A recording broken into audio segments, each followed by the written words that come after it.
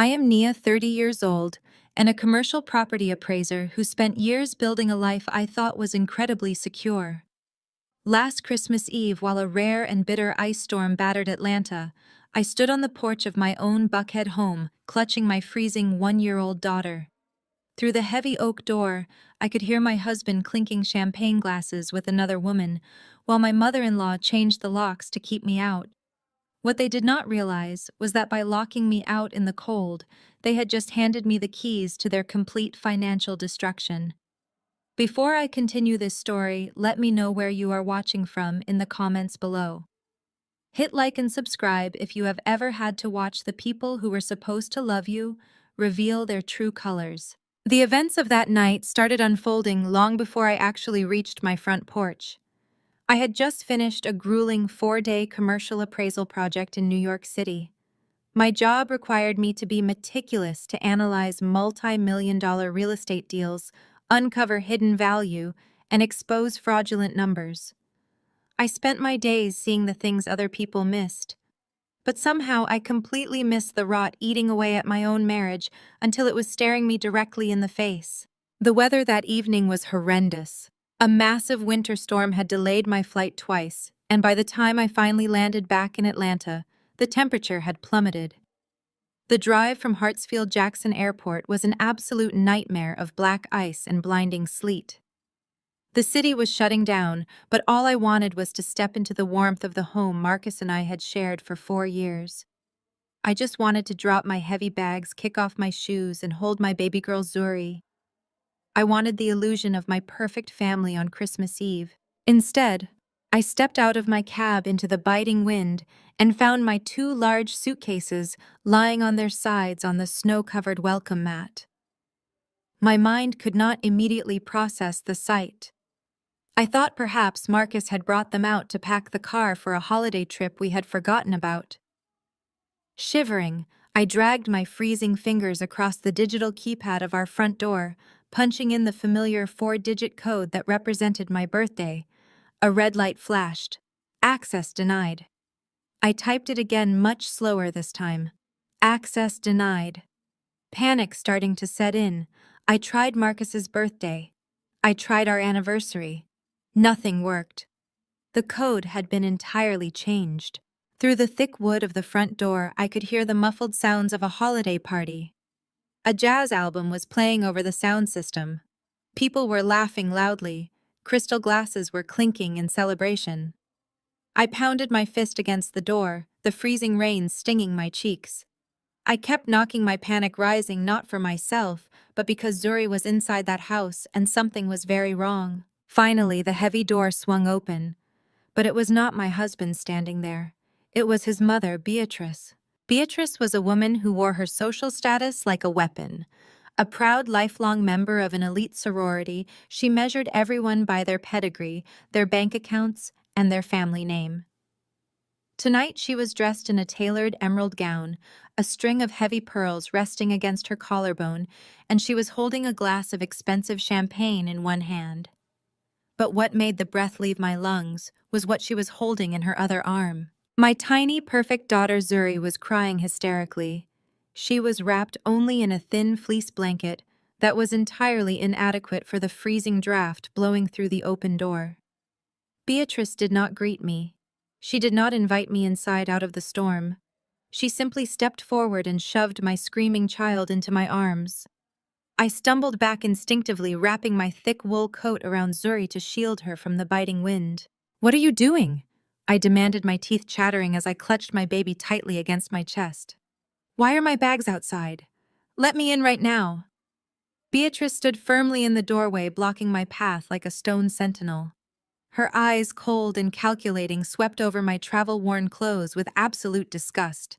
She took a slow sip of her champagne before speaking, her voice dripping with the kind of refined cruelty only old money can buy. "This house is in my son's name, Nia," she said, enunciating every single syllable. "And your place in it has been replaced. This house was bought with sterling family money. Your working-class blood simply has no place here anymore." I stared at her, my mind spinning as the scene inside the house slowly came into sharper focus behind her. The fireplace was roaring. The Christmas tree was glowing with thousands of warm lights, and standing right in the center of our living room was Marcus, my husband, a senior wealth manager who was supposed to be my partner in everything. He was not looking at the door. He was entirely focused on the woman standing next to him. Her name was Chloe. She was 25, blonde, and most importantly, she was the daughter of the CEO at the investment firm where Marcus worked. Marcus had his arm wrapped tightly around her waist, leaning in to whisper something in her ear that made her throw her head back and laugh. Standing nearby, I could even see his brother-in-law Connor mingling with the guests, completely unfazed by my absence. "Marcus," I screamed, my voice raw and desperate, cutting through the loud jazz music. He finally turned. Our eyes met across the polished hardwood floor. For a fraction of a second, I expected him to drop his drink, to rush to the door to apologize and explain this was some horrible misunderstanding. Instead, he tightened his grip on Chloe's waist. He looked at me standing in the freezing sleet with our crying daughter, and he simply smirked. It was a look of pure, unadulterated arrogance. He raised his glass toward me in a mocking toast, then turned his back and walked Chloe toward the kitchen. Beatrice scoffed, drawing my attention back to the doorway. "Do not make a scene, Nia," she warned, her tone sharp and dismissive.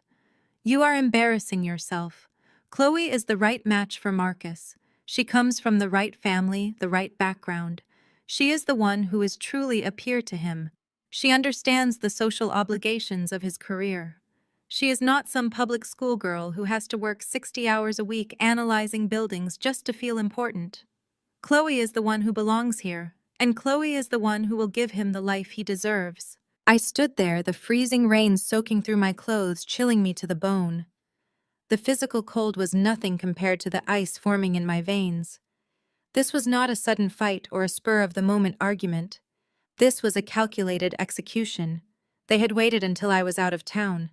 They had packed my bags. They had changed the locks. They had planned this holiday party with his mistress in the house I had spent years turning into a home. And they were throwing me out into a winter storm with a 1-year-old baby. "You are kicking your own granddaughter out into a freezing storm," I said, my voice dropping to a dangerous, steady whisper. I tightened my grip on Zuri, rocking her gently to soothe her cries. "She is a sterling," Beatrice replied coldly, looking at Zuri as if she were a piece of misplaced luggage rather than a human being. "She will be well provided for when the time comes. But right now, Marcus needs a clean break to establish his new life. The lawyers will contact you on Monday. I suggest you take your bags and find a cheap motel.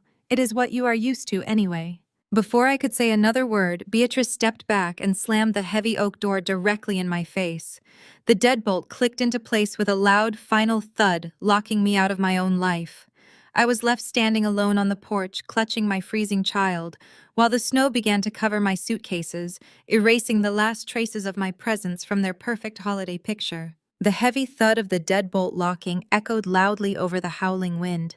I stood paralyzed on the welcome mat, unable to comprehend the sheer magnitude of what had just occurred. The ice storm was worsening rapidly, whipping freezing rain across my face and stinging my eyes. Zuri buried her face deep into the collar of my wool coat, shivering violently as her cries turned into breathless gasps. I wrapped my arms tighter around her tiny frame, desperately trying to share my body heat. My mind raced, frantically calculating my next move. I needed to get my daughter inside a warm building immediately. I reached into my pocket with numb fingers, pulling out my phone to call a hotel, when the heavy oak door swung open once again. Marcus stepped out onto the porch. He left the door cracked behind him, allowing the warm glow of the Christmas tree and the loud jazz music to spill out into the freezing night. He did not look like the man I had loved and supported for 4 years. His face was a mask of pure corporate indifference, completely devoid of warmth or guilt. He stood there in his expensive cashmere sweater, insulated by his arrogance, while his wife and child stood freezing in the snow. He held a thick manila folder in his right hand. He did not offer an apology. He did not ask if Zuri was okay. He simply raised the folder and threw it directly into my chest. The heavy stack of papers slipped from the unclasped envelope and scattered across the ice-covered porch. I looked down at the documents illuminated by the harsh glare of the porch light. The bold black letters at the top of the first page read, "Petition for dissolution of marriage. Do not bother trying to book a hotel room." Nia, Marcus said, his voice flat and perfectly level. "I have already contacted the bank. Our joint checking accounts are completely frozen. The savings account we built together is locked pending a formal legal review. I canceled every single credit card attached to your name 20 minutes ago. Your access to the Sterling family resources is officially terminated. You have exactly nothing." I stared at him, my brain working furiously to process the speed and precision of his betrayal. He had planned this execution down to the minute. He waited until I was exhausted from a grueling 4-day business trip in New York. He waited until a major winter storm hit Atlanta, shutting down the city.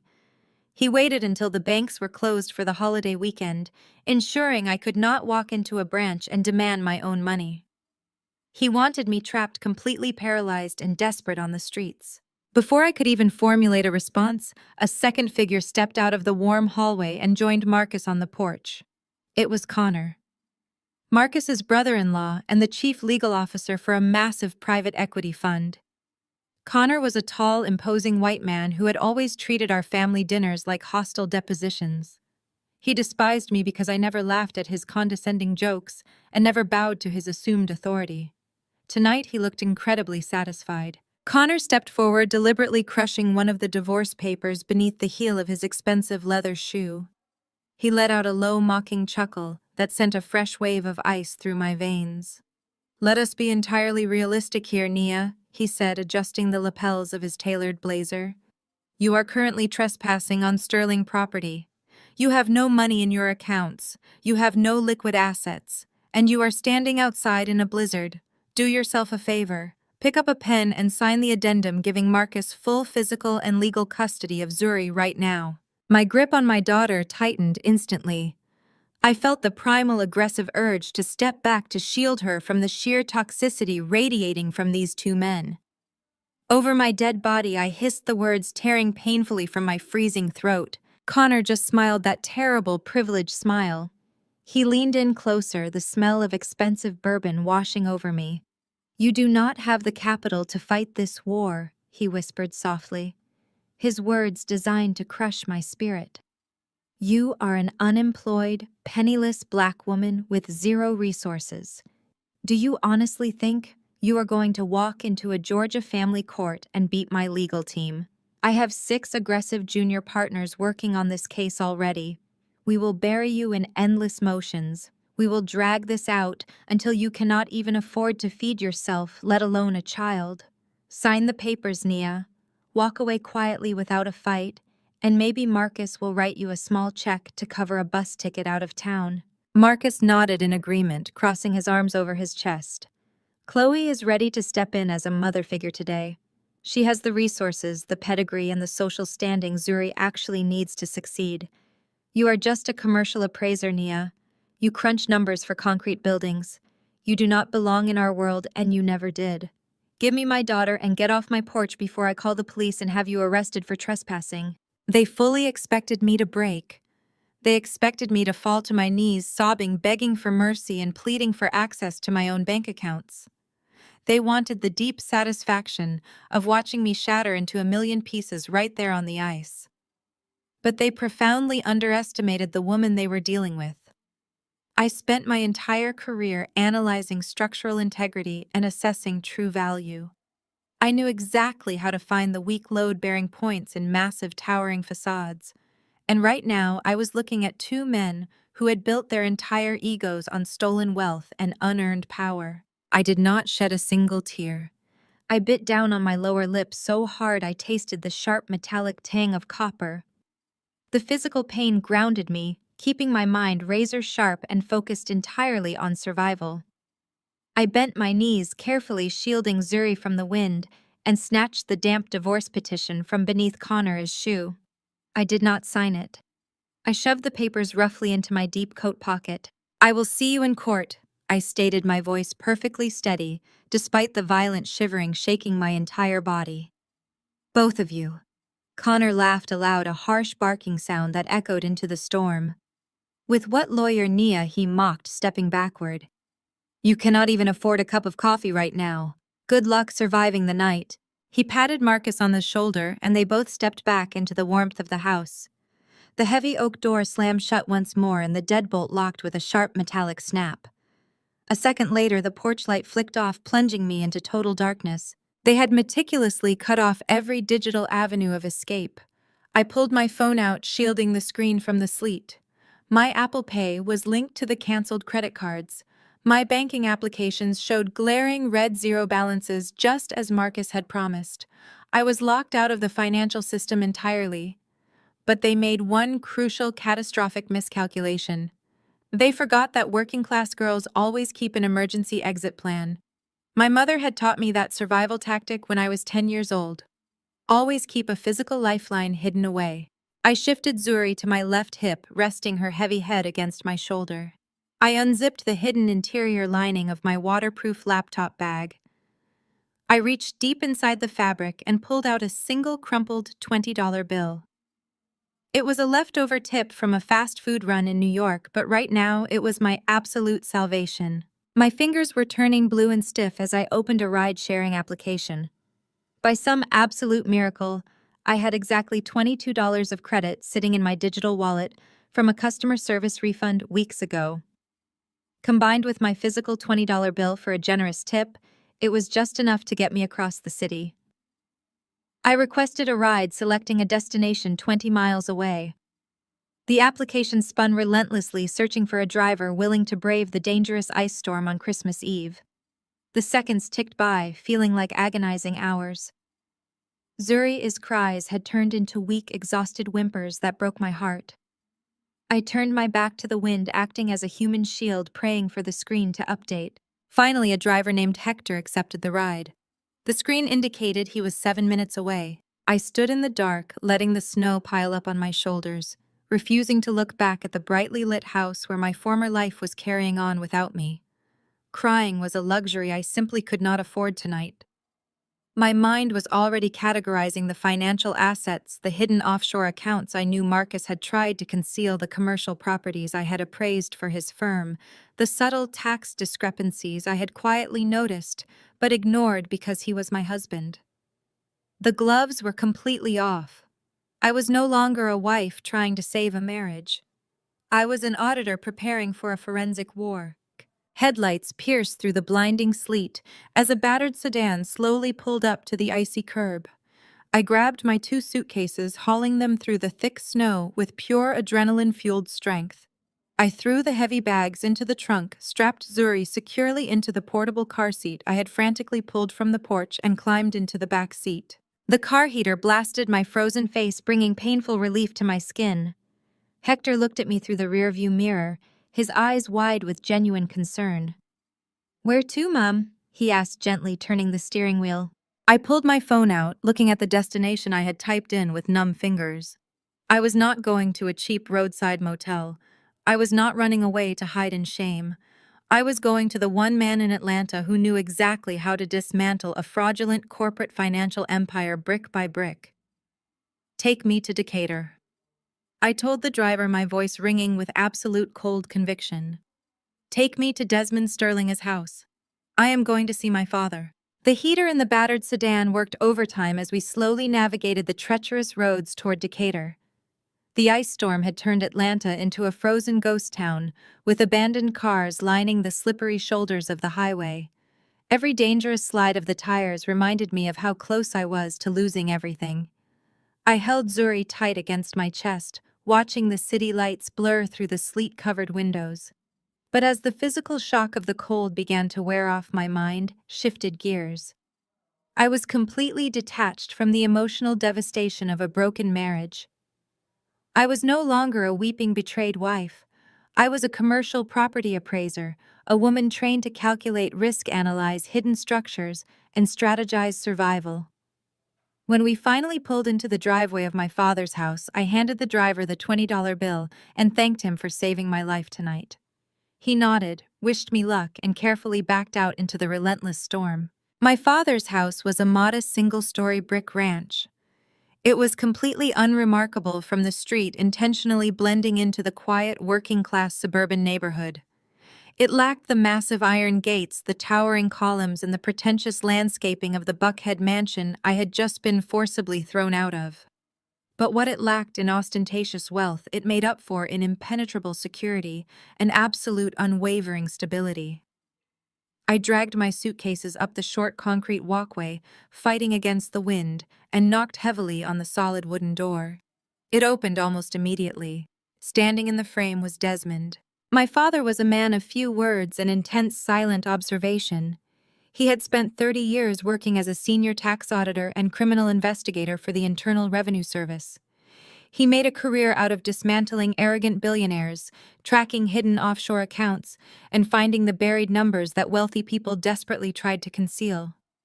He took one look at my freezing face, the snow covering my coat, and his shivering, crying granddaughter. He did not gasp in shock. He did not ask a barrage of frantic, panicked questions. His sharp, dark eyes instantly assessed the situation, and his tactical training kicked in. He stepped aside, grabbed my heavy suitcases with effortless strength, and pulled us out of the biting cold sealing the storm outside. The interior of the house was warm and smelled faintly of cedar and roasted coffee. He locked the deadbolt behind us and immediately took Zuri from my numb arms. "Get your wet coat off, Nia," he instructed, his voice a low, calming rumble that anchored my racing mind. "Go sit by the radiator in the living room while I handle the baby." I obeyed, sinking into the worn leather armchair. The physical relief of the heat washing over me was almost painful, but my brain remained in absolute overdrive. Within minutes, my father had wrapped Zuri in a thick, heated blanket and settled her into a portable crib near the fireplace. Only then did he pull up a chair opposite mine. He sat down, leaning forward with his hands clasped, resting his elbows on his knees. "Tell me exactly what happened," he said, his voice even and demanding facts. I did not cry. The tears had frozen over somewhere on the highway. I reached into my damp coat pocket and pulled out the crumpled divorce petition Marcus had thrown at my chest. I smoothed out the wrinkled pages and handed them across the coffee table. "Marcus locked me out," I stated plainly, keeping my voice devoid of emotion. He packed my bags, changed the keypad codes, and threw Zuri and me out into the blizzard. Beatrice was there gloating about their family pedigree and their generational wealth. Chloe, the CEO's daughter, was inside acting as the new lady of the house. Desmond took the papers, his eyes scanning the legal jargon with ruthless efficiency. His jaw muscles tightened slightly, but his expression remained a mask of pure concentration. I continued laying out the tactical details. He froze the joint accounts. He canceled every credit card in my name. He locked my access to the savings we built. But the worst part was Connor. I watched my father's eyes dart up from the papers at the mention of the corporate lawyer. Connor stood on the porch and laughed at me, I explained, leaning forward. He told me I was an unemployed, penniless black woman who did not have the capital to fight his private equity legal team. He bragged about having 6 aggressive junior partners already assigned to bury me in motions. He demanded I sign away full custody of Zuri right there on the ice because I would never win against their unlimited resources. I told my father how Connor had crushed the divorce papers under his expensive shoe, treating my entire existence like an insect he could just squash. I expected my father to offer traditional parental comfort. I expected him to pull me into a hug, stroke my hair, and tell me that everything was going to be all right. But Desmond knew that hollow sympathy would not win a legal war against a family of elite corporate predators. Instead, he stood up in total silence and walked into the kitchen. I watched from the armchair as he moved with deliberate precision. He poured milk into a small saucepan, turning on the stove to heat it perfectly. He prepared a warm bottle for Zuri, testing the temperature against his wrist before feeding it to her. He watched his granddaughter drink the warm milk, his calloused hand gently supporting her head. When she finally closed her eyes, falling into a deep, safe sleep, my father set the empty bottle on the counter. He reached into his pocket and pulled out a heavy set of brass keys. The metallic clinking sound broke the quiet of the room. He walked back to where I was sitting, stopping right in front of me. His eyes were no longer just sharp, they were completely terrifying. He possessed the look of a federal investigator who had just been handed the keys to a corrupt empire. They picked the wrong family to mess with, Nia, he whispered, his voice resonating with an absolute chilling certainty. They think they hold all the cards because they have a team of corporate lawyers and inherited wealth. But arrogance makes people incredibly careless. Connor and Marcus think you are just a commercial appraiser. They forgot who raised you. My father turned and walked toward the back hallway, gesturing for me to follow. I stood up, the exhaustion completely vanishing from my body, replaced by a sudden surge of electric anticipation. He led me to a heavy, reinforced steel door at the end of the hall. It was a door most guests assumed led to a standard utility closet or a pantry. He slid one of the brass keys into the heavy lock and turned it, pushing the door open to reveal a wooden staircase leading down into the darkness. We descended into the basement and he flipped a master switch on the wall. The space was not a dusty storage room, it was a fully functional forensic accounting command center. 3 massive desks formed a semicircle in the center of the room, holding a network of 6 high-resolution monitors, independent secure servers, and stacks of encrypted hard drives. The walls were lined with locked fireproof filing cabinets and large whiteboards filled with complex financial diagrams. This was the hidden sanctuary where Desmond had spent decades tearing apart the financial lives of corrupt executives and wealthy tax evaders. He sat down in the main leather chair and hit the power button on the primary tower. The 6 monitors hummed to life, casting a cool blue glow across his face, illuminating his fierce determination. "Pull up a chair, Nia," he said, his fingers already flying across the illuminated keyboard, pulling up encrypted databases and secure search protocols. "You appraise the physical properties, and you know exactly how Marcus values his real estate. I am going to track every single digital cent flowing through his private accounts. Let us see exactly what Marcus and Connor are hiding in the dark." The ice storm raged furiously outside the basement windows, but down in that room, the real fire had just been ignited.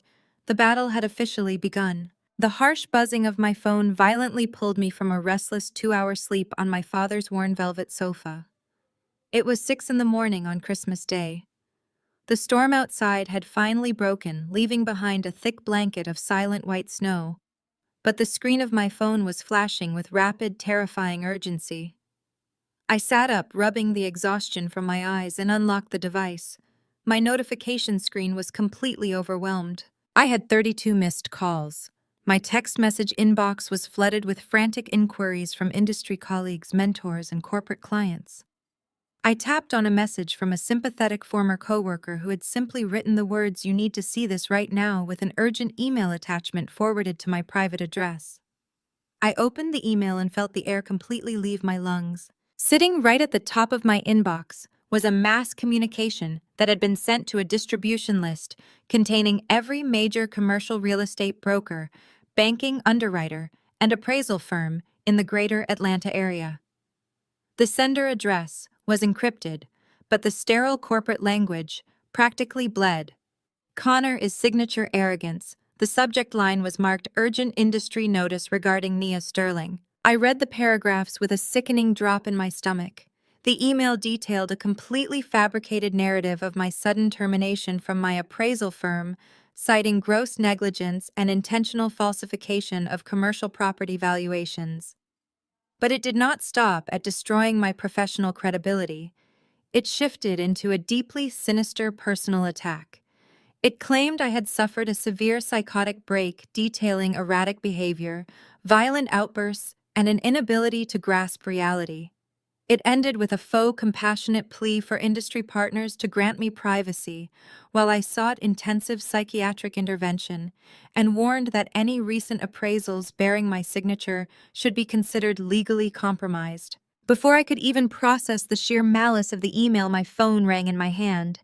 It was David, the managing director of a regional bank who provided a third of my independent contracting work. His voice was tense and heavily guarded. He did not ask for my side of the story.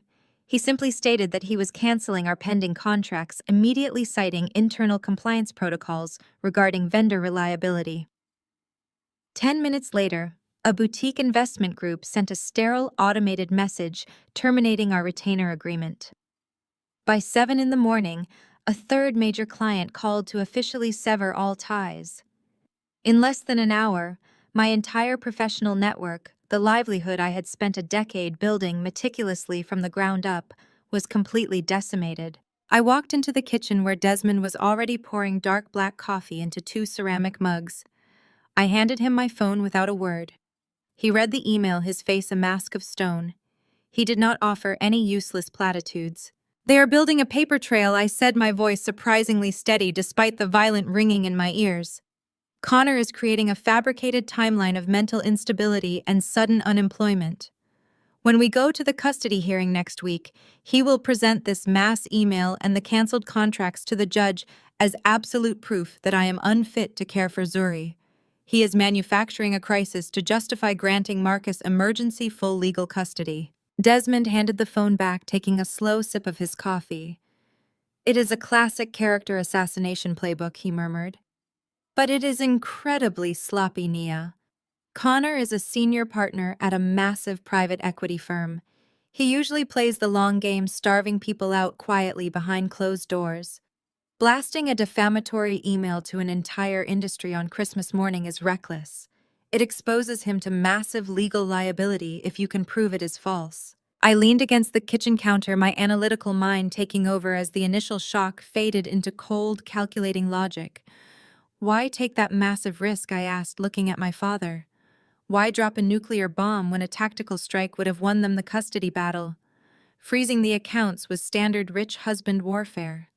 But this level of instantaneous aggressive defamation was pure unfiltered panic." I stared out the frozen window pane, piecing the variables together. They were not just trying to take my daughter. They were trying to completely discredit me before I could open my mouth. They needed the entire financial sector to believe I was a liar and a lunatic so that nothing I said would ever be taken seriously. I turned to my father. "What do you do when a whistleblower is about to expose a massive financial fraud?" I asked. Desmond met my eyes, his investigative instincts flaring brightly. "You destroy their credibility so thoroughly that no one will ever believe a word they say," he answered, his voice dropping to a low rumble. "What did you see, Naya? What do you know that they are terrified you might look into?" I rushed past him down the hallway and straight into the basement command center. I pulled up my secure cloud backup and encrypted drive I kept completely separate from the home network Marcus controlled. I bypassed my standard commercial appraisals and opened a hidden folder containing raw data sets I had pulled 2 months ago. It was a project Marcus had casually asked me to review off the books. He claimed he needed a quick favor to evaluate a portfolio of abandoned industrial warehouses his firm was acquiring for a simple tax write-off. I remembered that specific night clearly. He had handed me a flash drive and asked me to rubber stamp the valuations. I had run the numbers late at night while he slept. The warehouses were located in dead industrial zones, completely derelict and functionally worthless. But the holding company purchasing them was paying triple the current market value using a tangled web of offshore shell corporations. When I questioned him about the glaring discrepancy the next morning, he had laughed it off, kissing my cheek and claiming it was just high-level corporate structuring I would not understand. I had let it go, wanting to keep the peace in my marriage and trusting my husband. I tapped the monitor, pointing at the holding company name, as Desmond walked up behind me.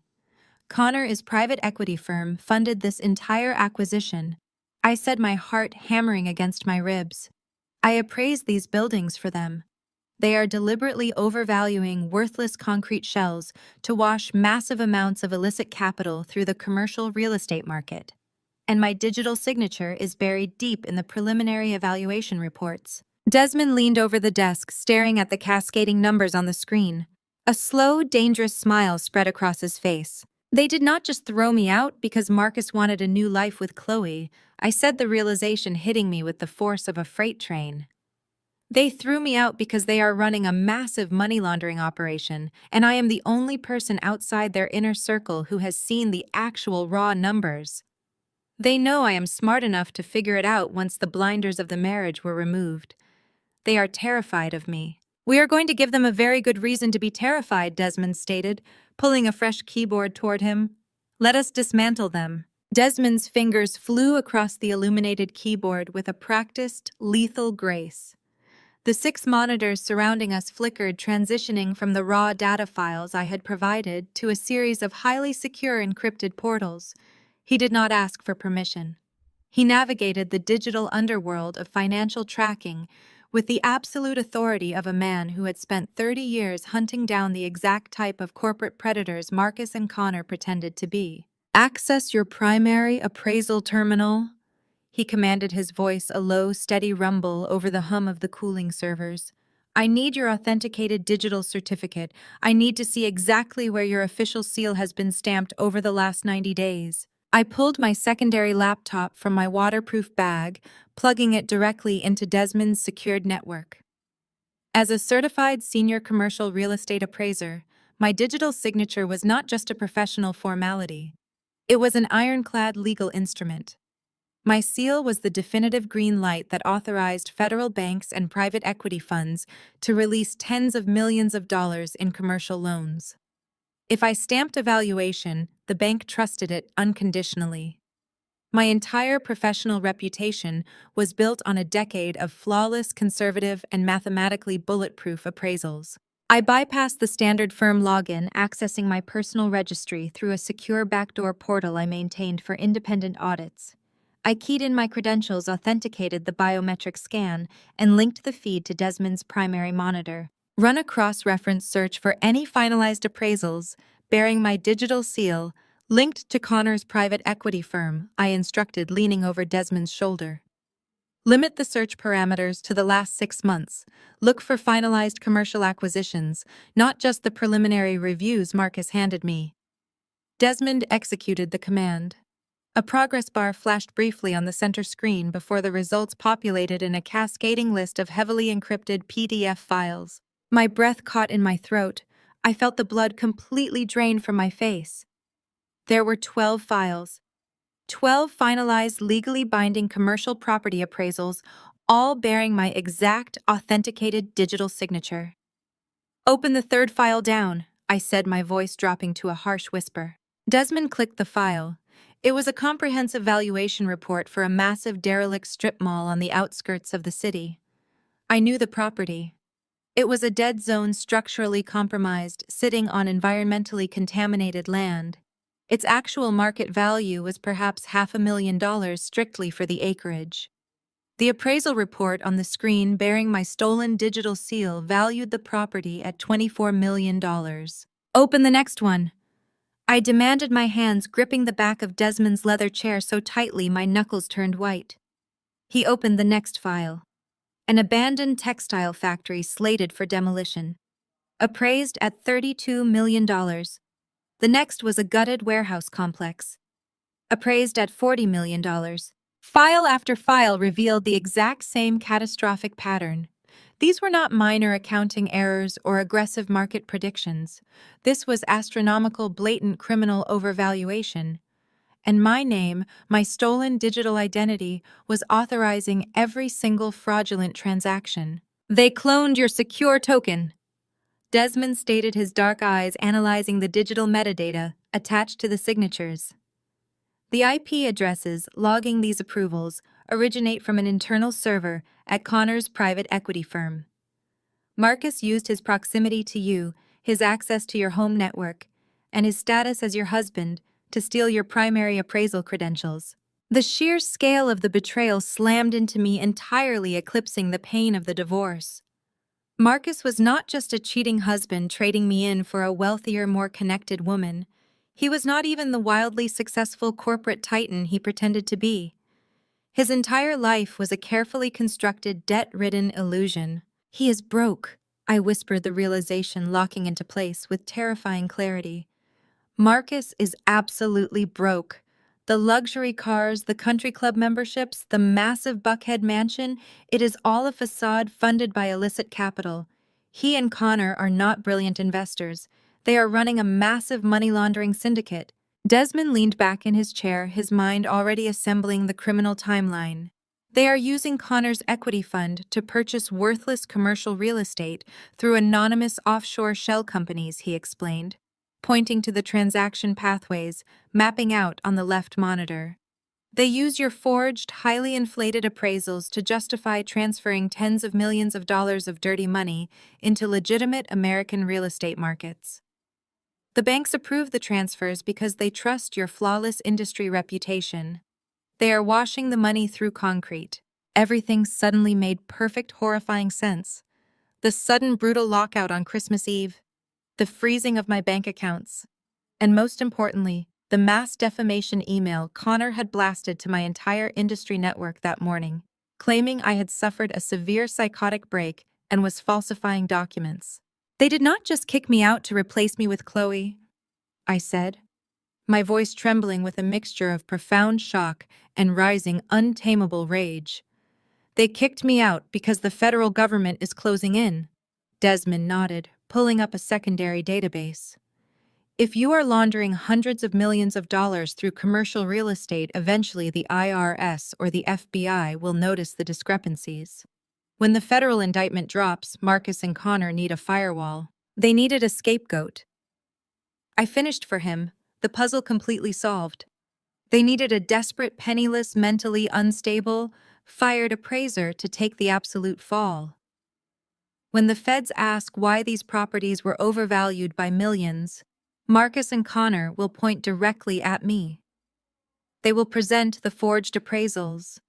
They will present the mass email claiming I lost my mind. They will claim they were the victims of a rogue psychotic wife who ruined their investments. They intend to send me to federal prison while they walk away clean with my daughter and the laundered cash. The sheer breathtaking cruelty of their plan was paralyzing. They had calculated my destruction with the cold precision of a corporate merger. They had stolen my signature, drained my accounts, destroyed my professional reputation, and planned to rip Zuri from my arms permanently, all to save their own miserable, fraudulent skins. They thought they had backed a helpless animal into a corner. They thought I would crumble under the weight of the defamation, the poverty, and the fear. But as I stared at the 12 fraudulent files on Desmond's monitors, the last remaining shred of the woman who had loved Marcus Sterling completely evaporated. The devoted wife was dead frozen on the porch of that Buckhead mansion. I stood up straight, rolling my shoulders back. I was no longer a victim. I was the architect of their absolute ruin. Desmond looked up at me, his seasoned investigator eyes shining with a dangerous, proud light. What is the play, Nia? I want every single routing number, offshore account, and shell corporation linked to these 12 properties, I commanded, my voice sharp as broken glass. I want the metadata proving the IP addresses belong to Connor's firm. We are going to compile a forensic dossier so legally radioactive it will force the federal government to freeze every asset they possess. They wanted to build a paper trail proving I am crazy. I am going to build a paper trail proving they are federal criminals, and I am going to detonate it right in the middle of their perfect, privileged world. I did not sleep a single second that night. While Desmond ran complex decryption algorithms and traced offshore routing numbers through the early morning hours, I formulated a psychological trap. By 6 in the morning, the tactical plan was completely locked in place. We had the digital footprints and the fraudulent appraisals, but a federal prosecutor would need something far more visceral to establish clear malicious intent. We needed a verbal confession. We needed Connor to admit exactly what he had done and why he had done it. I picked up my phone. I closed my eyes, taking a deep breath, and channeled every single ounce of terror I had felt standing on that icy porch the night before. I let my breathing become shallow, erratic, and desperate. I dialed Connor's private cell phone number. He answered on the 4th ring, his voice dripping with sleepy, arrogant irritation. Connor. I gasped, pitching my voice an octave higher to sound frantic. Connor, please. You have to let me speak to Marcus. I need to see Zuri. I am begging you.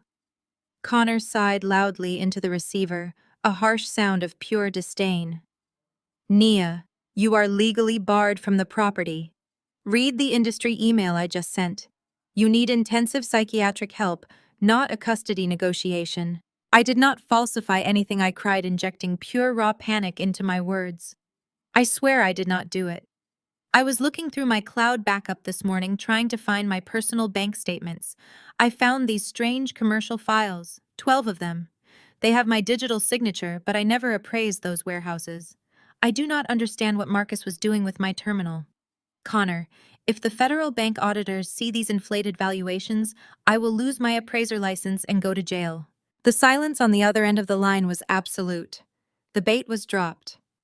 Connor was an apex corporate predator, but even predators freeze in sheer terror when they hear a twig snap in the dark. "Where are you right now?" Connor demanded. The sleepy irritation was completely gone, replaced by a razor-sharp, barely contained panic. "I am at a cheap diner," I lied, my voice shaking. "I just want my daughter, Connor. I do not care about the files or the money.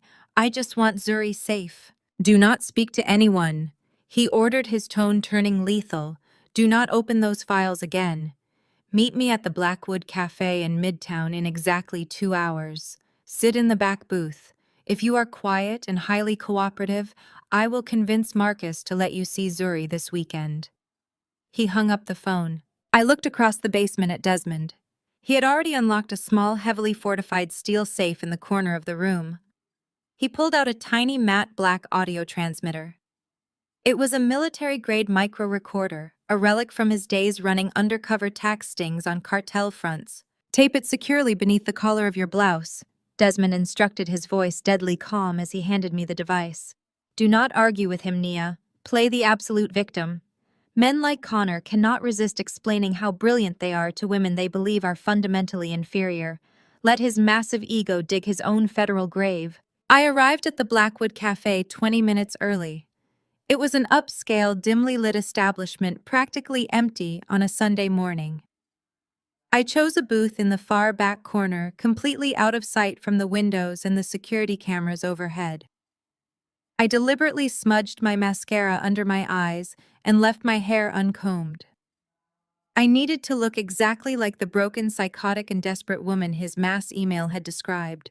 Connor walked through the front doors precisely on time. He wore a tailored wool trench coat and an expression of supreme annoyance. He slid into the booth across from me, not even bothering to take off his expensive leather gloves. He looked at me with pure, unfiltered disgust. "Hand over your phone and the login credentials for your cloud drive," Connor demanded immediately, leaning across the polished wooden table. "Do that right now, and I will draft a temporary supervised visitation schedule for your daughter." I shrank back into the leather booth, wrapping my arms tightly around my torso. "I do not understand what is happening," I whimpered. "Why are there valuations for $40 million on abandoned concrete factories? Marcus told me he just needed a preliminary review. If the federal regulators see my digital seal on those wire transfers, I will be ruined." Connor let out a harsh, patronizing laugh. "You really are entirely out of your depth, Nia. Nobody is going to audit those files. The capital has already been washed through our secondary holding companies in the Cayman Islands. The money is entirely clean, the properties will be demolished next month, and the massive tax write-off will shield the entire syndicate from the IRS. "But my signature is on the final federal approvals," I pleaded, forcing my hands to tremble violently on the table. "Why did you steal my digital seal? Why could Marcus not just use the firm as internal commercial appraisers?" Connor leaned in closer, his voice dropping to a conspiratorial, highly arrogant whisper. "Because our internal appraisers ask way too many questions. Marcus needed a clean, unassailable signature from a highly respected third party to get the initial illicit capital past the banking regulators. You were incredibly convenient. You trusted your husband blindly. And now you are going to take the absolute fall if anyone ever comes looking." I stared at him, letting my mouth fall open in feigned, absolute horror. "You are laundering money. You are using my professional name to launder private equity funds for criminals." "Keep your voice down," Connor hissed, his eyes flashing dangerously. "Yes, Nia. We moved $80 million through those dead concrete shells. And it worked flawlessly until you decided to snoop through your backups. But here is the beautiful reality of your current situation. Even if you walk into an FBI field office right this second, Absolutely no one will believe a word you say. He pulled his phone from his pocket and tapped the screen aggressively. I blasted your entire professional network this morning. You are officially on record across the state of Georgia as suffering a severe psychotic break. You are a disgruntled, unemployed, mentally unstable ex-wife trying to exact desperate revenge on a highly successful husband. We hold all the cards, Nia. We have the massive wealth, the aggressive legal team, and the physical custody of your daughter. I buried my face in my hands, letting out a ragged, defeated sob. The micro recorder beneath my collar captured every single vibration of my fake despair. What do you want from me? I asked, my voice muffled by my fingers. I want the entire cloud drive permanently deleted, Connor stated, his tone dripping with absolute total victory. I want you to sign a non-disclosure agreement, admitting you falsified those documents yourself during a manic episode. In exchange, Marcus will not press criminal charges against you for corporate sabotage, and you will get supervised bi-weekly visits with Zuri. If you refuse, I will personally ensure you never see your daughter again, and I will have my judges commit you to a psychiatric facility by Friday afternoon. He slid a thick, legally binding contract across the table, along with an engraved silver pen. I looked at the contract, and then slowly looked up at Connor. His face was flushed with the intoxicating thrill of absolute dominance. He had just voluntarily confessed to federal wire fraud, massive corporate money laundering, digital identity theft, and extortion, all within the span of 15 minutes.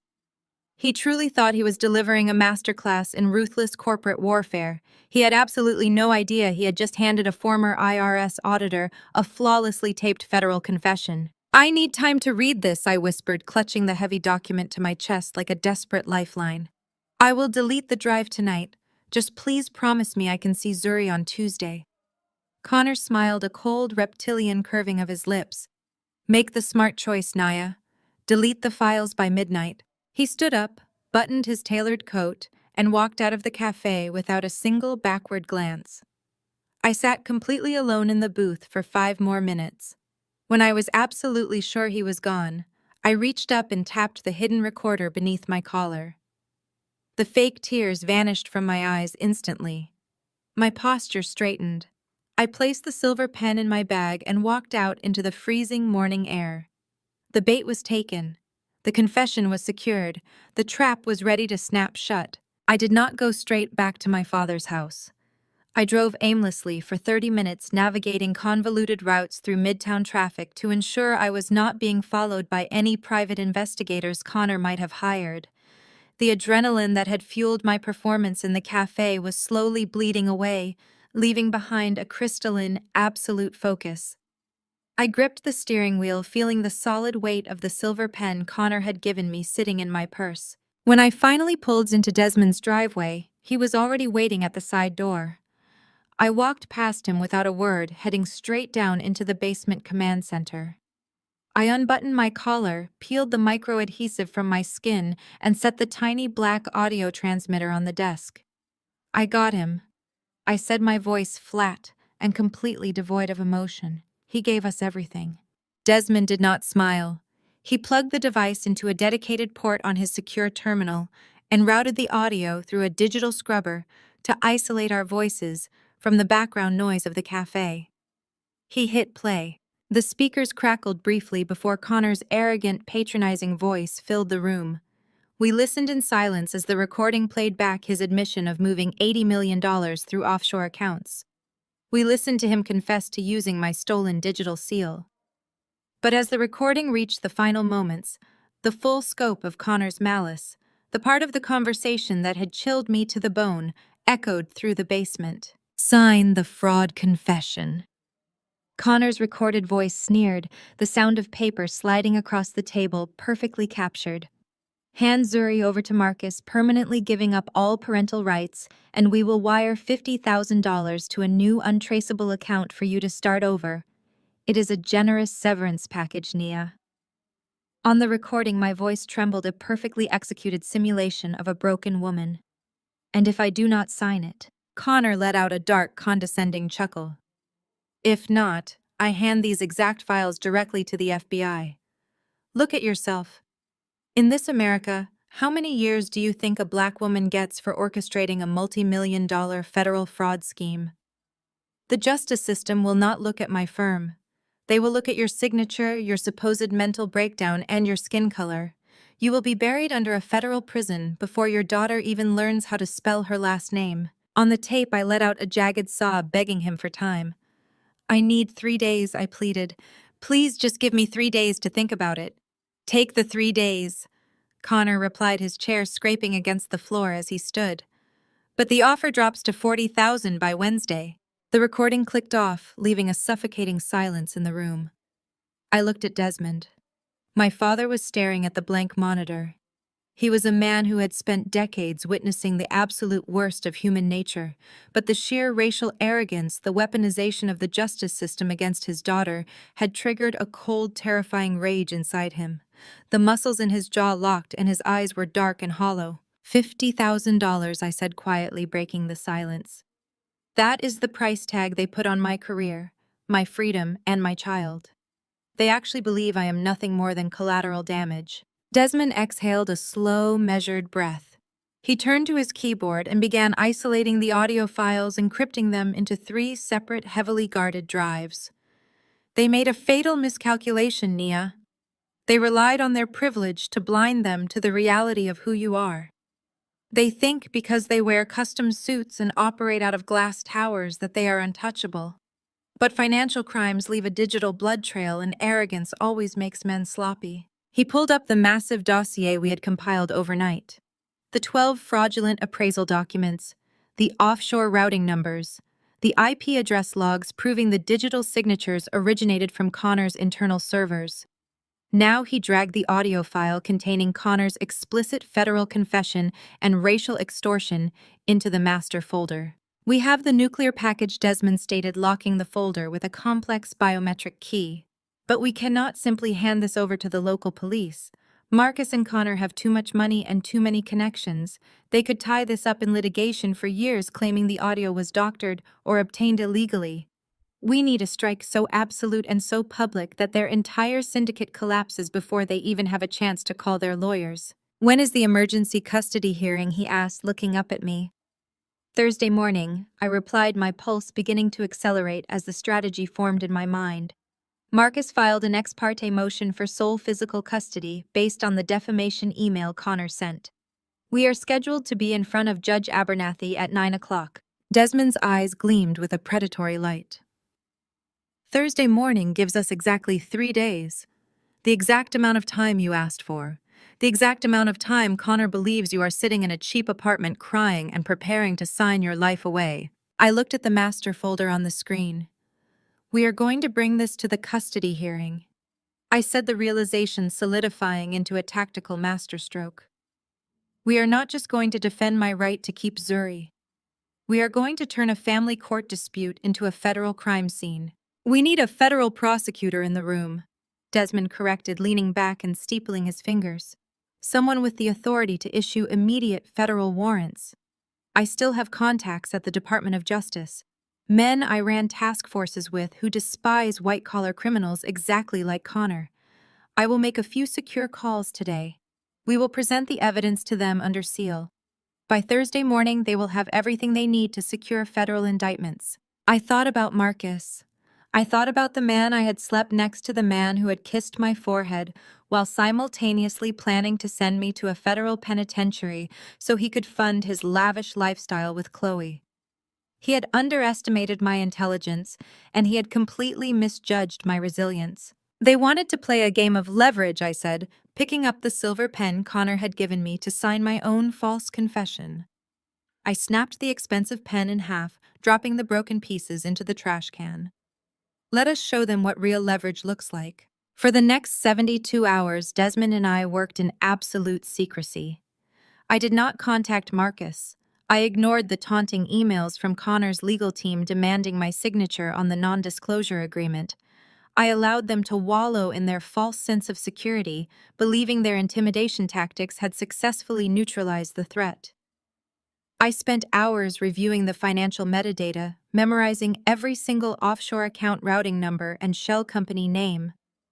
I wanted to be able to recite their crimes from memory. By Wednesday night, the trap was flawless. Desmond had secured a private meeting with a senior assistant United States attorney who, after reviewing a fraction of our encrypted evidence, immediately authorized an emergency federal task force. They would be waiting quietly in the gallery during the custody hearing. I stood in front of the mirror in the guest bedroom, laying out my clothes for the morning. I chose a sharp, tailored charcoal suit. I pulled my hair back into a severe, immaculate bun. I looked at my reflection, seeing a woman who had been dragged through the fire and forged into something unbreakable. Tomorrow morning, Marcus would walk into that courtroom expecting to take my daughter and force me into submission. He was expecting a victim. He was going to get an executioner. I stared at my reflection for a long time, letting the reality of tomorrow morning settle into my bones. The silence of the guest bedroom was absolute, broken only by the sudden sharp vibration of my cell phone resting on the nightstand. I walked over and looked at the glowing screen. The caller identification displayed a name that made the temperature in the room drop by 10 degrees.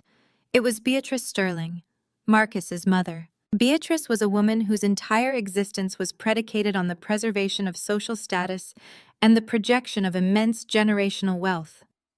From the day Marcus introduced us, she had viewed me with barely concealed disdain. To Beatrice, I was a working-class girl who lacked the proper pedigree, an analytical appraiser who asked too many practical questions instead of smiling quietly at country club galas. I picked up the phone and walked quickly down the hall and back into the basement. Desmond was still at his terminal finalizing the encrypted digital packages for the federal prosecutor. I held up the phone so he could see the screen. He nodded, instantly understanding the play. He grabbed a patch cable, connected it to my phone, and routed the audio through his primary recording software. The red recording icon blinked to life on his monitor. I cleared my throat, pitching my voice to perfectly mimic the exhausted, defeated woman I had played for Connor that morning. I answered the call. "Nia, darling?" Beatrice purred, her voice dripping with that particular brand of venomous southern charm that masked pure cruelty. "I am so glad you picked up.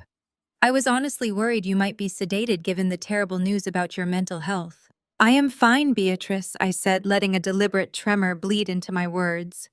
"Why are you calling me?" "I am calling because I am a mother." Beatrice sighed heavily as if carrying a massive burden. "And I want to ensure there is no unnecessary drama in the courtroom tomorrow morning. Marcus is doing what is best for our precious Zuri. We all know you are not in a position to care for a child right now, Nia. You need to sign whatever Connor put in front of you and quietly step aside. It is the dignified thing to do." I gripped the edge of Desmond's desk. The urge to scream at her to tell her exactly what I was going to do to her precious son was almost overpowering. But Desmond met my eyes and gave a sharp shake of his head. I needed to let her talk. Vain people cannot resist the urge to gloat when they believe they have won. "I am just trying to understand how this happened," I whispered, forcing a pathetic sob into my throat. "We were a family, Beatrice." "You were a stepping stone, Nia," she corrected, her tone turning instantly frigid. "You were a starter wife. Marcus has finally found a woman of his own caliber.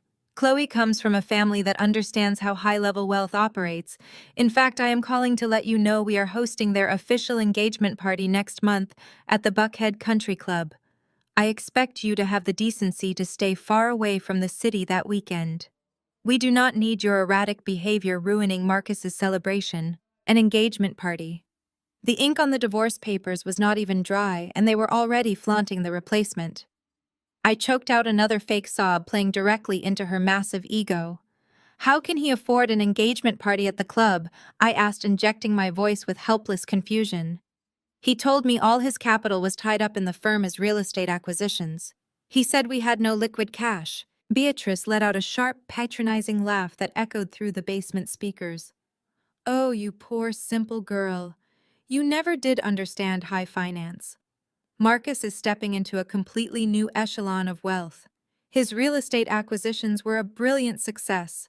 He is so successful that he just bought Chloe a 60-foot Sunseeker yacht down in Miami as an engagement gift. They are naming it the Chloe Grace." My analytical mind abruptly slammed into high gear. A multi-million-dollar yacht, bought right in the middle of a massive money laundering operation and a hostile divorce. but how I pleaded, sounding utterly bewildered. The Buckhead mansion is the only major clean asset we had. Beatrice scoffed, eager to demonstrate her son's superior intellect. He simply leveraged the Buckhead estate Naya. He took out a massive new commercial mortgage against the equity of the house. He transferred the funds to a corporate holding company and purchased the yacht outright. He says it is brilliant financial restructuring, liquidating stationary equity into movable offshore assets. It is exactly the kind of aggressive wealth management Chloe's father encouraged. The blood roared in my ears. I locked eyes with Desmond. We both saw the exact same, terrifyingly brilliant criminal maneuver. The Buckhead mansion was fully paid off. It was a clean, highly visible, stationary asset. If the FBI raided Marcus, they would immediately seize the house. But Marcus had just taken out a massive loan against the house, pulling millions of dollars in completely clean cash out of a legitimate bank. He then used that clean cash to buy a yacht through a corporate holding company. He was not just buying his new mistress a toy, he was washing the equity of our home into an offshore movable asset. When the federal dragnet finally fell, the government would seize a mansion drowning in fraudulent debt, while Marcus and Connor sailed away on millions of dollars of untraceable liquidated cash floating in international waters. Beatrice, in her desperate need to make me feel small, had just handed me the final missing piece of their exit strategy. A holding company, I mumbled, playing the clueless victim. What does that even mean? It means Marcus is protected, Beatrice stated proudly. The yacht is registered under Oceanic Ventures out of Miami. It is an impenetrable corporate shield. You really should have paid more attention when Marcus tried to explain business to you, Nia. Perhaps then you would not be sitting alone in some cheap apartment losing your mind. Be a good girl tomorrow.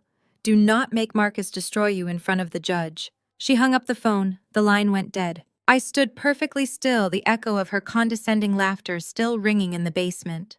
I looked down at Desmond. He did not say a word. His hands were already moving across the keyboard with blistering speed. He pulled up the Florida corporate registry, bypassing the public firewalls and diving directly into the state tax records. Search for Oceanic Ventures. I commanded, my voice dropping its fake tremor, replaced entirely by cold steel. Cross-reference the managing directors with Connor's private equity firm. Desmond ran the algorithm. 30 seconds later, a heavily redacted maritime registration document populated on the right monitor. It was a bill of sale for a brand new 60-foot Sunseeker yacht purchased exactly 4 days ago. The purchasing entity was Oceanic Ventures, LLC. The managing director listed on the corporate charter was a shell corporation registered in the Cayman Islands. But the bank account that had wired the $4 million purchase price was a direct match. It was the exact same Atlanta bank where Marcus had just mortgaged our Buckhead home. They are liquidating, Desmond said, his voice grim as he traced the wire transfer. They know the commercial real estate market is getting too hot. They know the fraudulent appraisals will eventually trigger an audit. They are using this custody battle and the defamation campaign to keep you distracted while they pull all the clean cash out of the physical properties and move it into offshore marine assets. They are planning to run Nia. I stared at the bill of sale on the screen. The sheer audacity of the Sterling family was staggering. Beatrice had called to mock me to ensure I felt thoroughly defeated and discarded before I walked into court. Instead, her vanity had just provided the federal prosecutor with the exact routing numbers for Marcus's escape vehicle. Add the yacht registration and the new mortgage documents to the federal dossier, I instructed, turning away from the monitors. Print hard copies of everything. Every wire transfer, every fake appraisal, every IP log, and the transcript of Connor's extortion. Put them in a binder. Desmond began initiating the secure printing protocols. We are going to war tomorrow morning, he stated quietly. I looked at the thick stack of documents beginning to slide out of the laser printer. No, I replied. A war implies that both sides have a chance of winning. Tomorrow morning is not a war. It is an ambush. The printer hummed relentlessly, churning out page after page of undeniable federal evidence. while Connor and Marcus slept comfortably in their luxury high-rises, secure in their belief that they had successfully neutralized a helpless woman. Desmond and I were meticulously constructing their ironclad cage. Desmond picked up his encrypted burner phone. He did not dial the local police department. We both knew perfectly well that Connor played golf with the police commissioner and donated heavily to local judicial campaigns. A local detective would take one single look at Connor's staggering net worth and immediately leak our complaint back to his high-powered legal team. We needed absolute secrecy, and we needed overwhelming federal jurisdiction. Desmond dialed a Washington, D.C. area code. He was calling his former partner, a man named Agent Vance, who now directed a highly specialized joint task force between the Internal Revenue Service, Criminal Investigation Division, and the Securities and Exchange Commission. These were the apex predators of the financial world, the invisible operatives who brought down billionaires and dismantled corporate empires. Desmond spoke in low-clipped tones using agency codes I had not heard since I was a teenager. He mentioned the astronomical scale of the laundering, the forged digital signatures, and the specific offshore routing numbers we had uncovered from the yacht purchase. The conversation lasted less than 10 minutes. When Desmond hung up, he looked at me with absolute grim satisfaction. Agent Vance was currently boarding a red-eye flight to Atlanta with a hand-picked team of forensic accountants. We were scheduled to meet them at a secure federal field office at 6 o'clock on Wednesday morning. The federal building in downtown Atlanta was sterile, imposing, and completely devoid of warmth. We were escorted into a windowless concrete briefing room buried deep within the facility. Agent Vance was a sharp, no-nonsense man with piercing gray eyes who looked like he had not slept in a decade. He was accompanied by two senior SEC investigators. They did not offer empty pleasantries. They wanted the data. I did not let Desmond speak for me. I stood up, unzipped my waterproof bag, and slid the thick, meticulously organized binder across the metal table. I looked the federal agents directly in the eye and systematically dismantled Connor and Marcus's entire financial empire. I started with the 12 fraudulent commercial real estate appraisals. I pointed out exactly how my biometric digital seal had been cloned from my home network and applied to properties that were nothing but environmentally contaminated concrete shells. I explained the velocity of the cash flow, detailing how Connor's private equity firm was deliberately injecting dirty illicit capital into these worthless buildings to wash it clean through the American banking system. Then I pulled out my laptop and played the raw audio recording from the Blackwood Cafe. The sterile concrete room filled with Connor's arrogant, mocking voice. The federal agent sat in absolute stone-cold silence as Connor detailed his $50,000 extortion attempt. They listened as he explicitly laid out his racist threats, boasting about how the justice system would happily throw a black woman in federal prison while turning a blind eye to his corporate firm. They listened to his casual, flippant admission of moving $80 million through the Cayman Islands. When the recording clicked off, the silence in the room was deafening. Agent Vance stared at the digital transcript on the screen and then looked up at me. His expression was a mixture of professional awe and deep, simmering anger. He told us that his task force had been tracking the anomalous cash flows from Connor's equity firm for 14 months, but they could never crack the internal firewall to find the authorization mechanism. They knew the money was dirty, but they could not prove how it was entering the legitimate market. They needed an insider. They needed the exact digital ledger I had just handed them on a silver platter. Finally, I handed them the printed bill of sale for the Chloe Grace yacht, along with the brand-new mortgage documents Beatrice had so helpfully confirmed over the phone. I explained their exit strategy. They are not just hiding money, I stated, tapping the final page. They are actively preparing to flee the jurisdiction. The Buckhead Mansion is a heavy stationary decoy designed to keep the banks and the local courts busy. Marcus just leveraged the entire equity of that home and transferred it into a mobile marine asset registered to an untraceable shell corporation in Miami. If you wait another week, they will be floating in international waters with millions of dollars in untraceable cash. Vance stood up, pacing the length of the small room. He did not need to deliberate. The evidence was absolute. He outlined the federal strike protocol, and it was a masterpiece of legal warfare. They were not going to arrest Marcus and Connor at their respective homes. Doing so would allow their expensive defense attorneys to immediately spin a narrative of federal overreach and demand bail.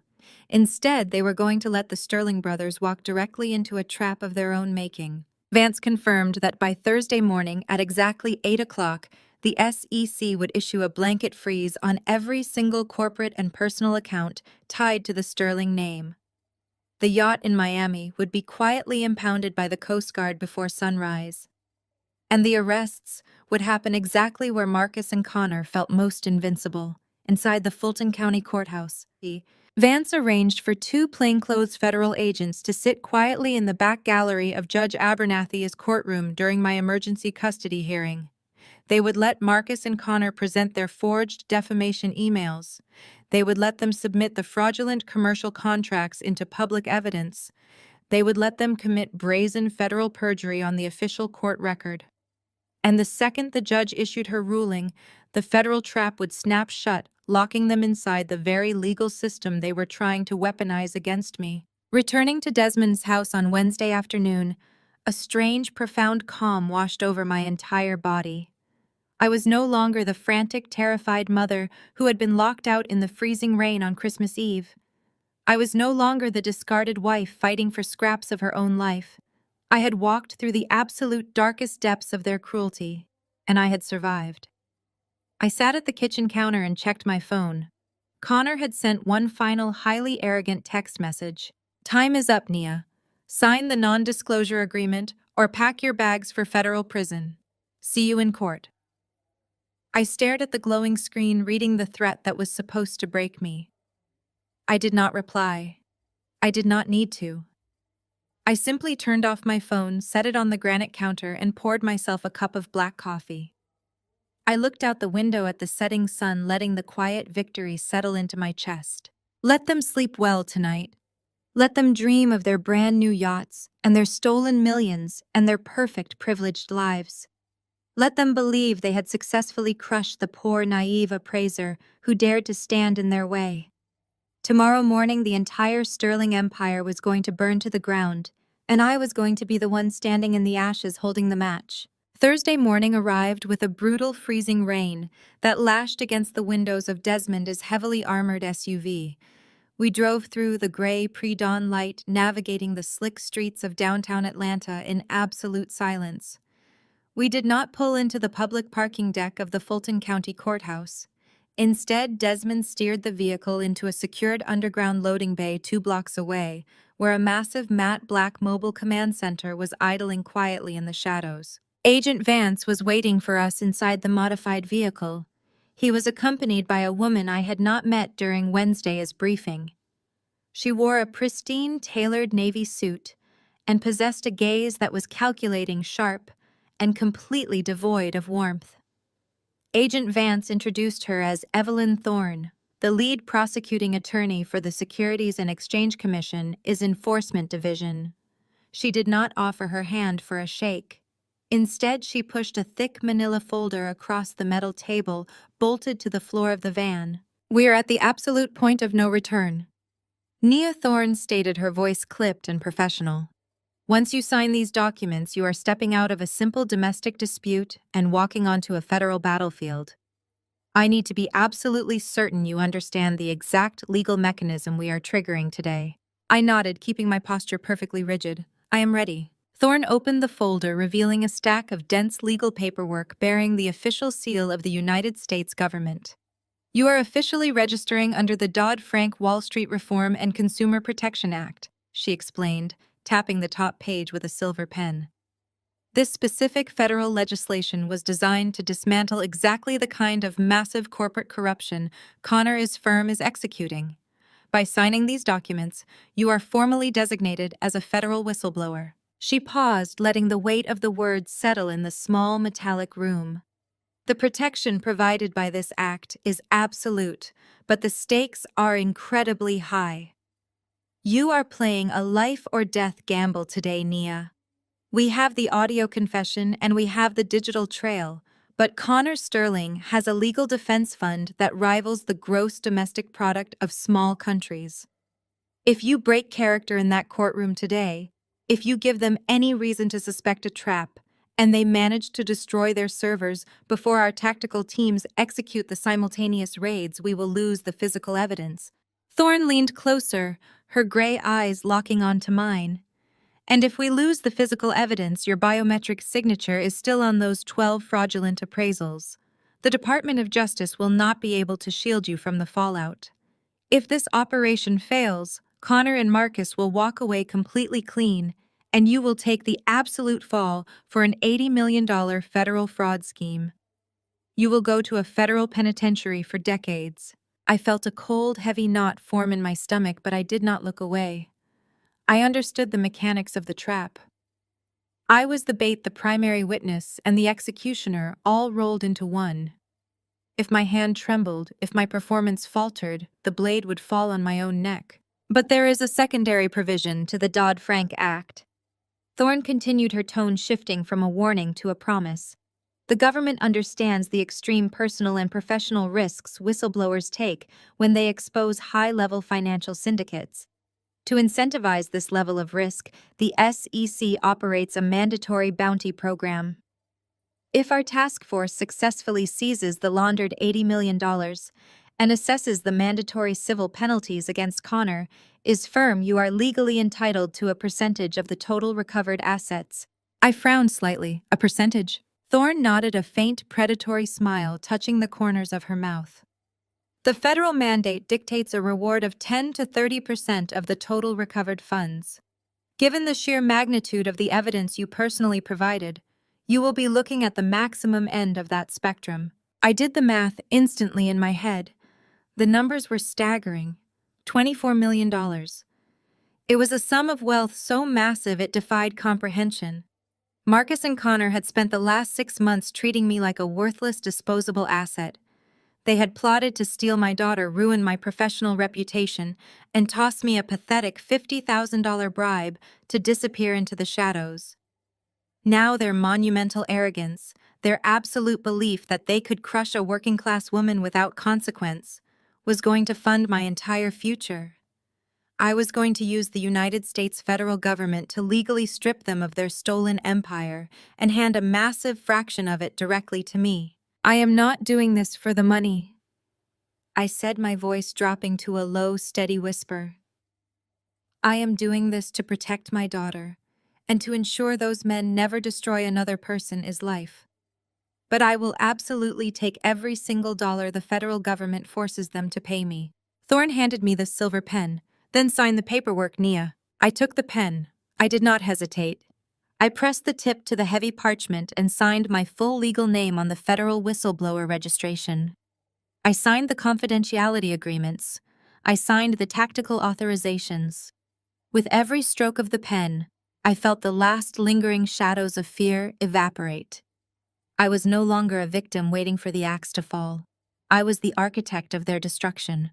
Thorne collected the documents, sliding them back into the manila folder and locking it inside a secure briefcase. The tactical teams are already in position at Connor's corporate headquarters and the marina in Miami, she stated, checking her watch. The Coast Guard is currently idling 2 miles offshore, waiting for my signal to impound the Chloe Grace.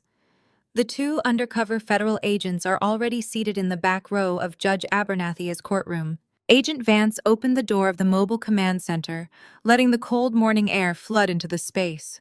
We will monitor the audio feed from the courtroom through your lawyer's microphone, he said. The second the judge issues her ruling, the second Marcus and Connor believe they have won, we will lock down the building and execute the arrest warrants. Do not engage with them, Nia. Let them dig their own graves on the official court record. Desmond and I stepped out of the command center and walked out of the loading bay. The freezing rain had slowed to a steady freezing drizzle.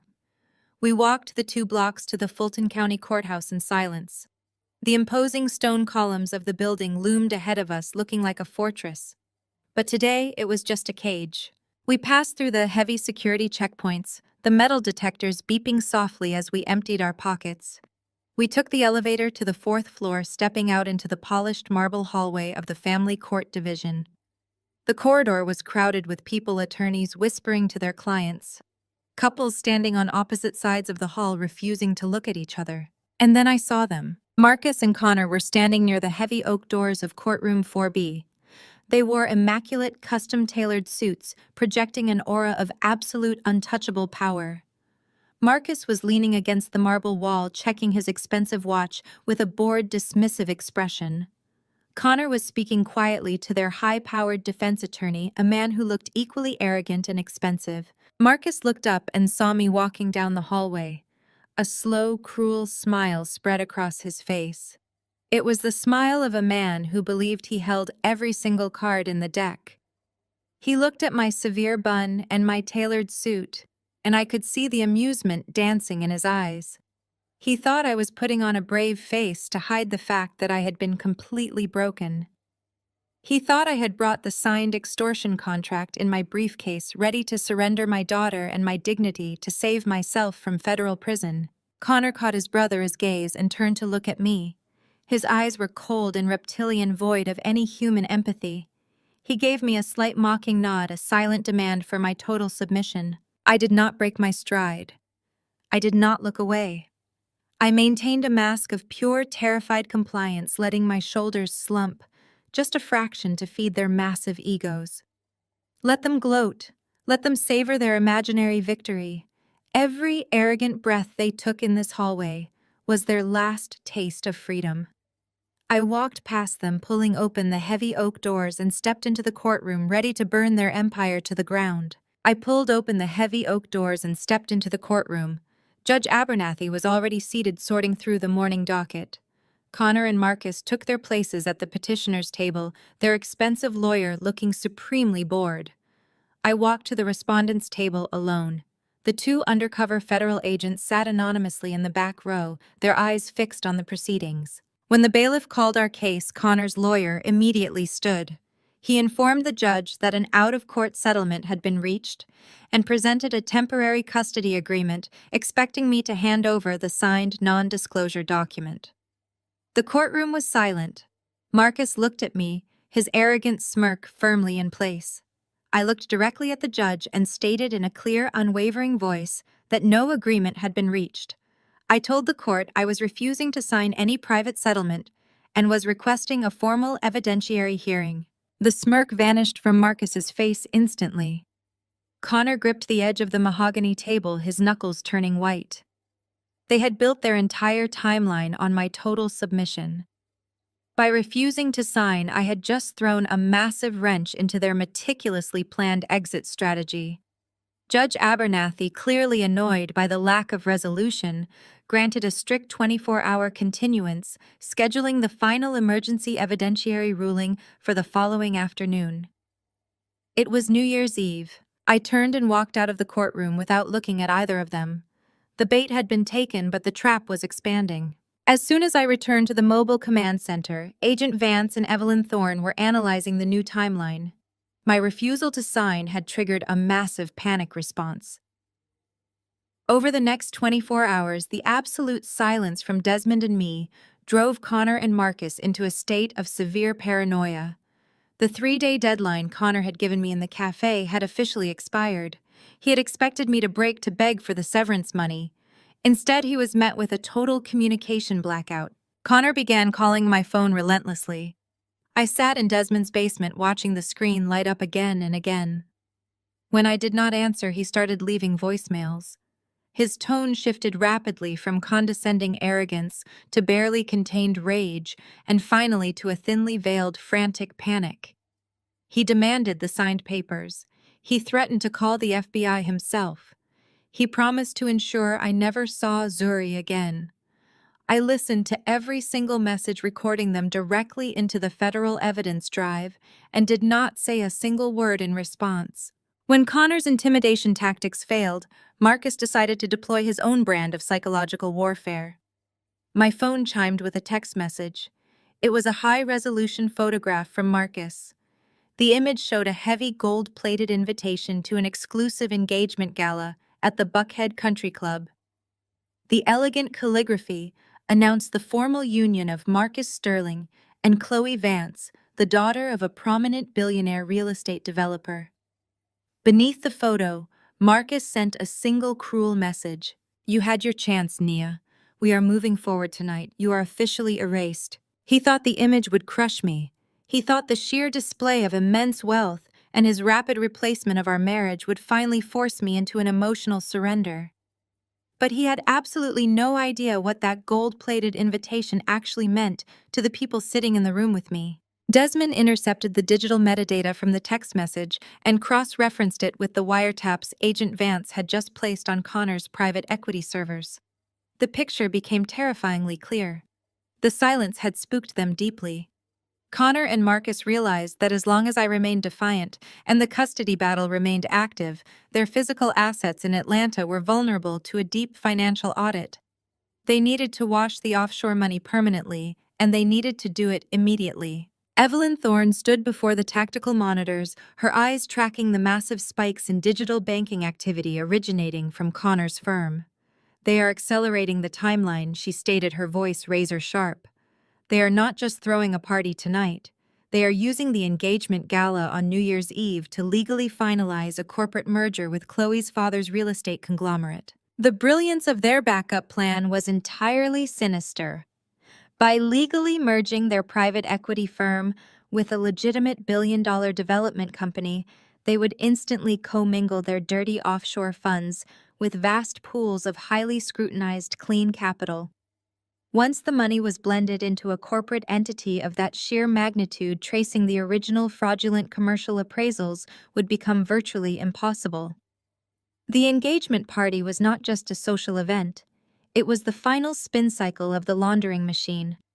They were going to sign the merger documents at the stroke of midnight, effectively wiping their criminal slate entirely clean for the new year. "They are moving the execution date," Desmond said, looking at the task force commander. "They are trying to outrun the audit." Agent Vance crossed his arms, a cold, predatory smile forming on his face. "Then, we do not wait for the morning court hearing. We bring the federal audit directly to the country club."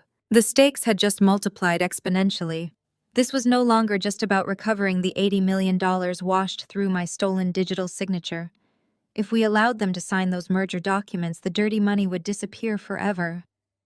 But if we struck exactly as the ink was drying, we would seize not only their illicit funds, but the entire leveraged capital of their new venture. As a designated federal whistleblower, my percentage of the recovery was tied to the total assets seized during the commission of the fraud. They had tried to weaponize their extreme privilege to intimidate me. Now they were gathering all of Atlanta's high society, the wealthiest developers, judges, and politicians, into one single lavish ballroom to witness their triumph. They wanted an audience to watch them ascend to the absolute apex of corporate power. "We are going to give them exactly what they want," I said, standing up from the monitor bank. "We are going to let them put on their tuxedos.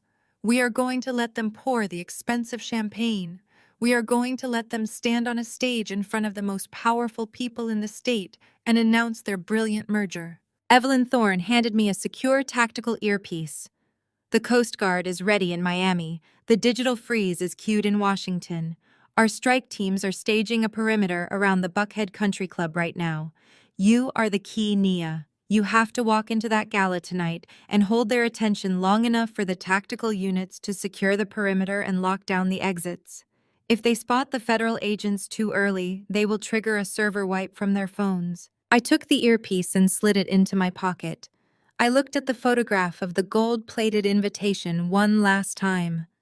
Marcus thought he was erasing me. He thought he was locking me out of my own life while he celebrated his massive stolen fortune on New Year's Eve. I walked over to the garment bag hanging in the corner of the room and unzipped it.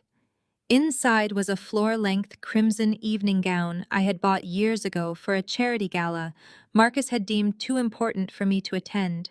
I pulled it out, letting the heavy silk fall into place. "I am not going to hide in the shadows anymore," I said, turning back to the federal agents. "I am going to walk right through the front doors of the Buckhead Country Club. Let them see exactly who they tried to destroy." The final 24 hours had slipped away. The sun had completely set over the city, giving way to a clear, freezing New Year's Eve night. The trap was fully loaded. The federal warrants were signed. The golden child of Atlanta real estate was about to experience the absolute destruction of his empire. And I was going to be the one to light the match. The Buckhead Country Club was a fortress of old money and new arrogance bathed in the warm golden glow of 1,000 crystal chandeliers. Valets in crisp white uniforms rushed to open the doors of imported luxury sedans and sleek sports cars, while the elite of Atlanta society stepped out into the freezing New Year's Eve air. Inside the grand ballroom, the atmosphere was absolutely intoxicating. Waiters carrying silver trays of vintage champagne navigated through a sea of bespoke tuxedos and designer evening gowns. The air was thick with the scent of expensive perfume and the low murmurs of power brokers celebrating their own invincibility. At the absolute center of the room, Marcus was holding court. He wore a flawless midnight blue tuxedo that clung to his broad shoulders, projecting the exact image of a triumphant visionary. He had completely shed the skin of the man I had married. Tonight, he was the conquering king. Standing glued to his side was Chloe. She was draped in a shimmering silver gown that plunged dangerously low, but her true centerpiece was the massive, flawless diamond engagement ring she was aggressively displaying to anyone who made eye contact. She laughed at a joke a state senator made, holding her hand up so the ambient light could catch the multifaceted facets of the stolen stone. She was entirely oblivious to the blood and fraud that had paid for her moment of glory. She relished the attention, basking in the envious stares of her peers, firmly believing she had secured the ultimate prize. A few feet away, Beatrice floated through the crowd like a conquering queen. She had spared absolutely no expense for the evening.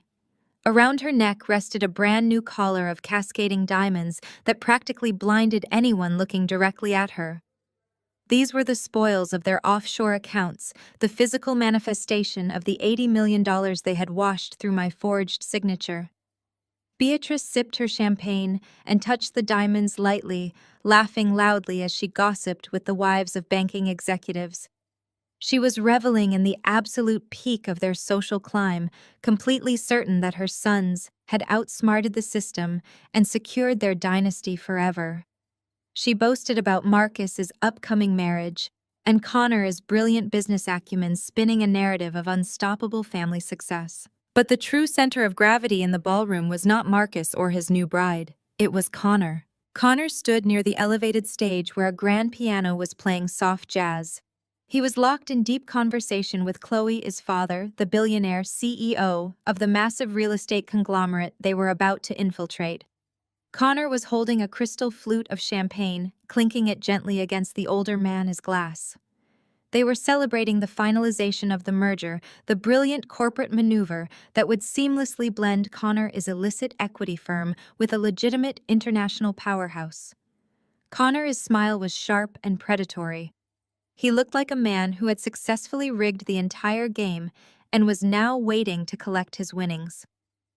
At the stroke of midnight, they would sign the binding merger documents in front of the crowd, legally erasing the digital trail of their fraud and securing their stolen wealth behind a wall of corporate legitimacy. They were all standing on the absolute summit of their fame and glory. They were drowning in their own hubris, entirely convinced that the world belonged exclusively to them, and that people like me were nothing but stepping stones to be crushed beneath their expensive shoes. They felt completely untouchable, shielded by their wealth, their connections, and their ruthless ambition. They had no idea that a massive silent storm was currently gathering in the freezing rain just beyond the country club's manicured hedges. Out in the expansive guest parking lot, the atmosphere was completely different. The opulent warmth of the ballroom was replaced by the freezing, biting wind of the incoming weather front. Black tactical vehicles with their headlights extinguished rolled silently up the private drive, forming an ironclad ring around the entire estate. Heavily armed federal agents wearing tactical gear bearing the bright yellow letters of the FBI and SEC enforcement divisions moved with lethal precision through the shadows. They did not rush. They did not make a sound. They systematically neutralized the private security guards stationed at the perimeter, quietly confiscating their radios and guiding them to holding vans.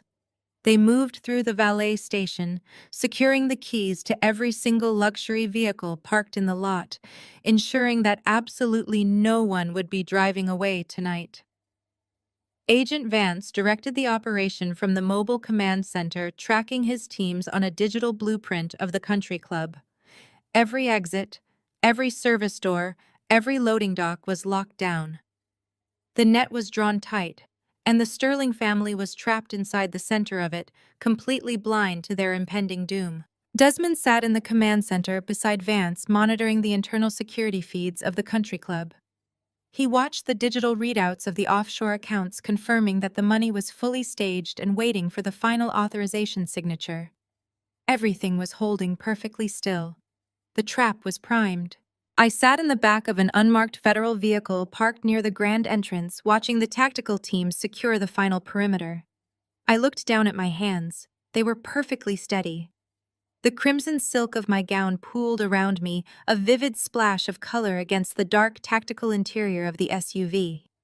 I touched the small encrypted earpiece hidden beneath my hair. Evelyn Thorne, his voice crackled through the secure channel. The perimeter is fully secured, Naya. The exits are locked. We have confirmed visual identification on Connor Marcus and the primary merger target. The documents are on a podium near the main stage. They are planning to sign exactly at midnight. You have 20 minutes. I took a slow, deep breath, letting the freezing air fill my lungs. 20 minutes until the Sterling Empire ceased to exist. I reached for the door handle. Do not let them rush the signing. Thorne instructed, her tone dead serious. You need to keep them distracted. Let them focus all their arrogance and anger entirely on you. The second those pens touch the paper, we are breaching the doors. I understand, I whispered back. I pushed the heavy car door open and stepped out into the freezing rain. The undercover agents who had replaced the valet attendants gave me a silent, curt nod as I walked up the sweeping marble steps toward the grand entrance. The heavy brass handles of the double doors were freezing to the touch. I pulled them open, stepping out of the storm and into the golden light of the grand foyer. The sound of the jazz band and the roar of hundreds of wealthy guests talking over one another washed over me. I handed my wet coat to an attendant and smoothed the fabric of my crimson gown. I stood at the threshold of the grand ballroom, looking out over the sea of oblivious faces. I spotted Marcus first, his head thrown back in laughter, as Chloe draped her arm over his shoulder. I saw Beatrice adjusting her diamonds. I saw Connor checking his watch, counting down the minutes to his ultimate victory. I squared my shoulders, lifted my chin, and walked directly onto their battlefield. The heavy oak doors did not just open, they crashed against the walls with a resounding thud that instantly severed the lively hum of the ballroom. The soft jazz playing from the elevated stage faltered and died in a discordant scramble of notes. Hundreds of heads turned in unison. The clinking of crystal champagne flutes ceased entirely. A suffocating dead silence fell over the room as I stepped over the threshold. Every eye in the Buckhead Country Club locked onto me. I walked forward, the sharp, precise click of my stiletto heels echoing like gunfire against the polished marble floor. The crimson silk of my gown trailed behind me, like a banner of war, matching the absolute lethal determination in my veins. I was not alone. Desmond walked exactly one step to my right, his massive frame projecting the immovable strength of a father protecting his blood. And falling into a V formation directly behind us were Agent Vance Evelyn Thorne and 3 federal agents wearing immaculate black suits.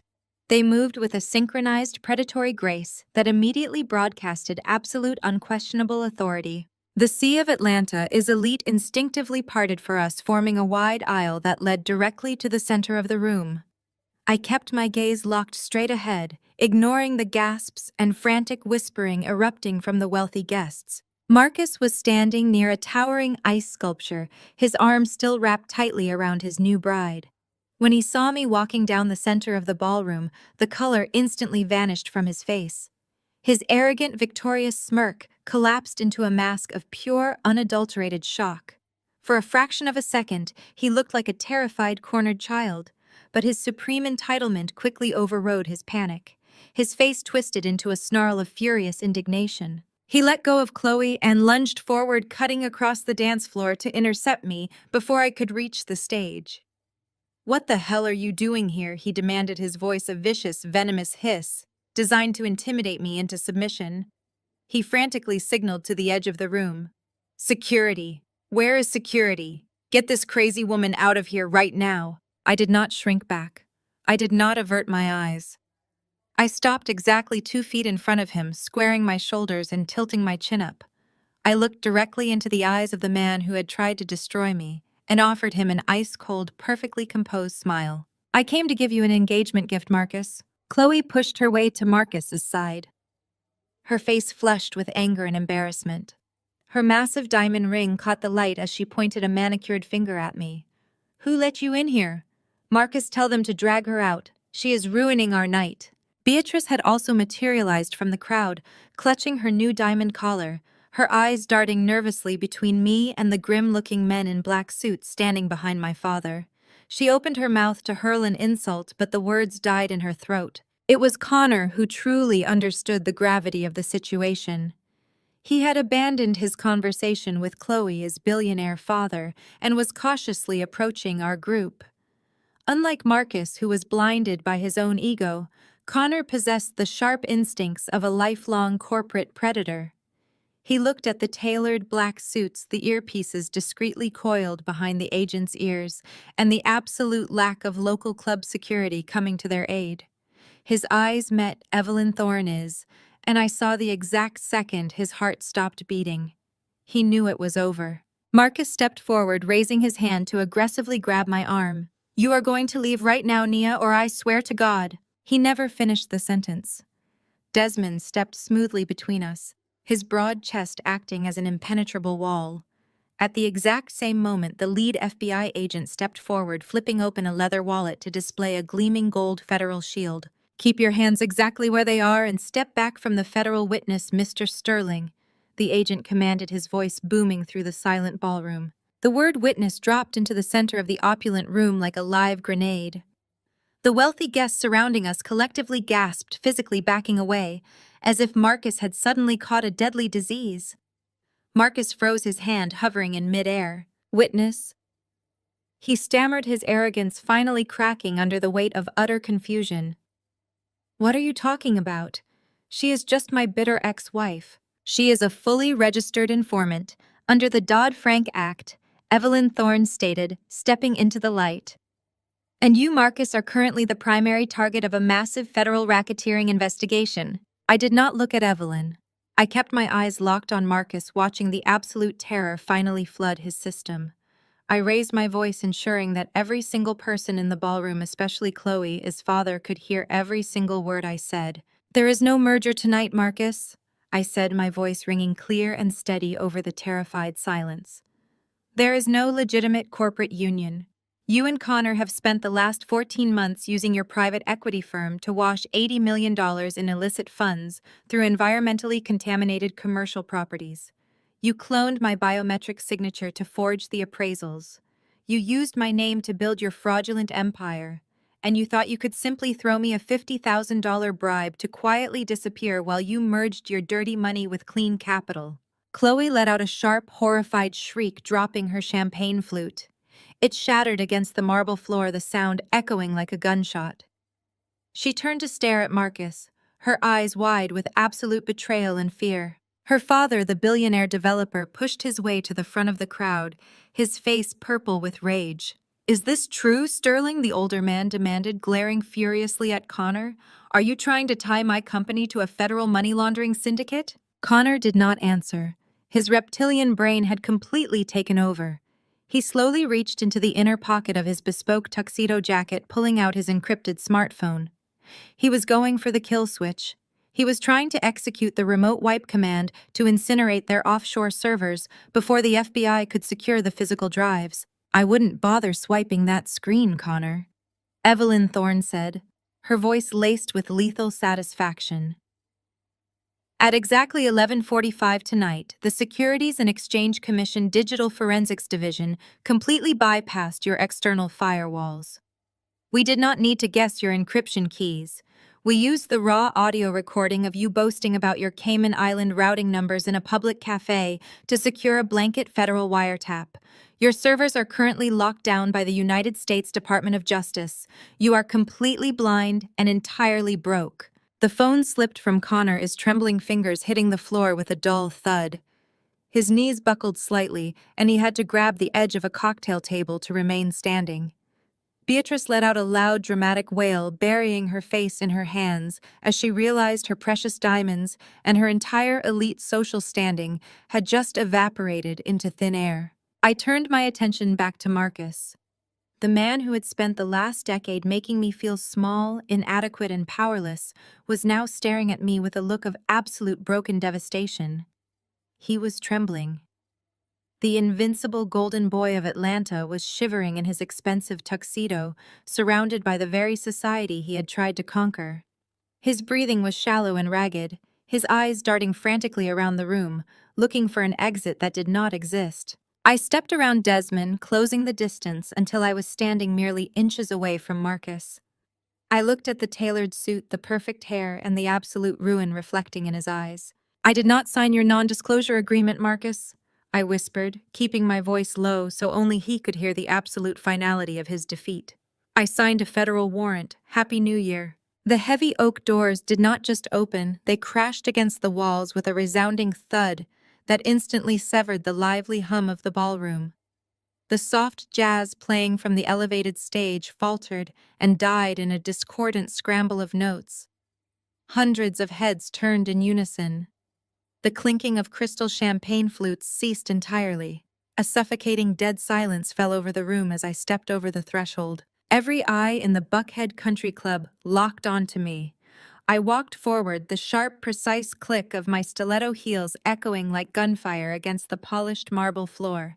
The crimson silk of my gown trailed behind me like a banner of war, matching the absolute lethal determination in my veins. I was not alone.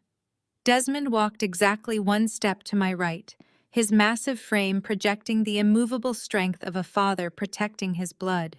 And falling into a V formation directly behind us were Agent Vance Evelyn Thorne and 3 federal agents wearing immaculate black suits. They moved with a synchronized predatory grace that immediately broadcasted absolute unquestionable authority. The Sea of Atlanta is elite, instinctively parted for us, forming a wide aisle that led directly to the center of the room. I kept my gaze locked straight ahead, ignoring the gasps and frantic whispering erupting from the wealthy guests. Marcus was standing near a towering ice sculpture, his arms still wrapped tightly around his new bride. When he saw me walking down the center of the ballroom, the color instantly vanished from his face. His arrogant, victorious smirk collapsed into a mask of pure, unadulterated shock. For a fraction of a second, he looked like a terrified, cornered child, but his supreme entitlement quickly overrode his panic. His face twisted into a snarl of furious indignation. He let go of Chloe and lunged forward, cutting across the dance floor to intercept me before I could reach the stage. "What the hell are you doing here?" he demanded, his voice a vicious, venomous hiss designed to intimidate me into submission. He frantically signaled to the edge of the room. "Security! Where is security? Get this crazy woman out of here right now!" I did not shrink back. I did not avert my eyes. I stopped exactly 2 feet in front of him, squaring my shoulders and tilting my chin up. I looked directly into the eyes of the man who had tried to destroy me and offered him an ice-cold, perfectly composed smile. "I came to give you an engagement gift, Marcus." I left him standing there, completely paralyzed by the reality of his own destruction. I did not give him another second of my time or my energy. I turned my back on his shattered expression and walked directly toward the elevated stage where the jazz band had hastily abandoned their instruments. The entire ballroom held its collective breath as I ascended the 3 short steps. I grabbed the microphone from its chrome stand. A sharp burst of audio feedback pierced the dead silence of the room, making several of the wealthy guests flinch. I did not apologize.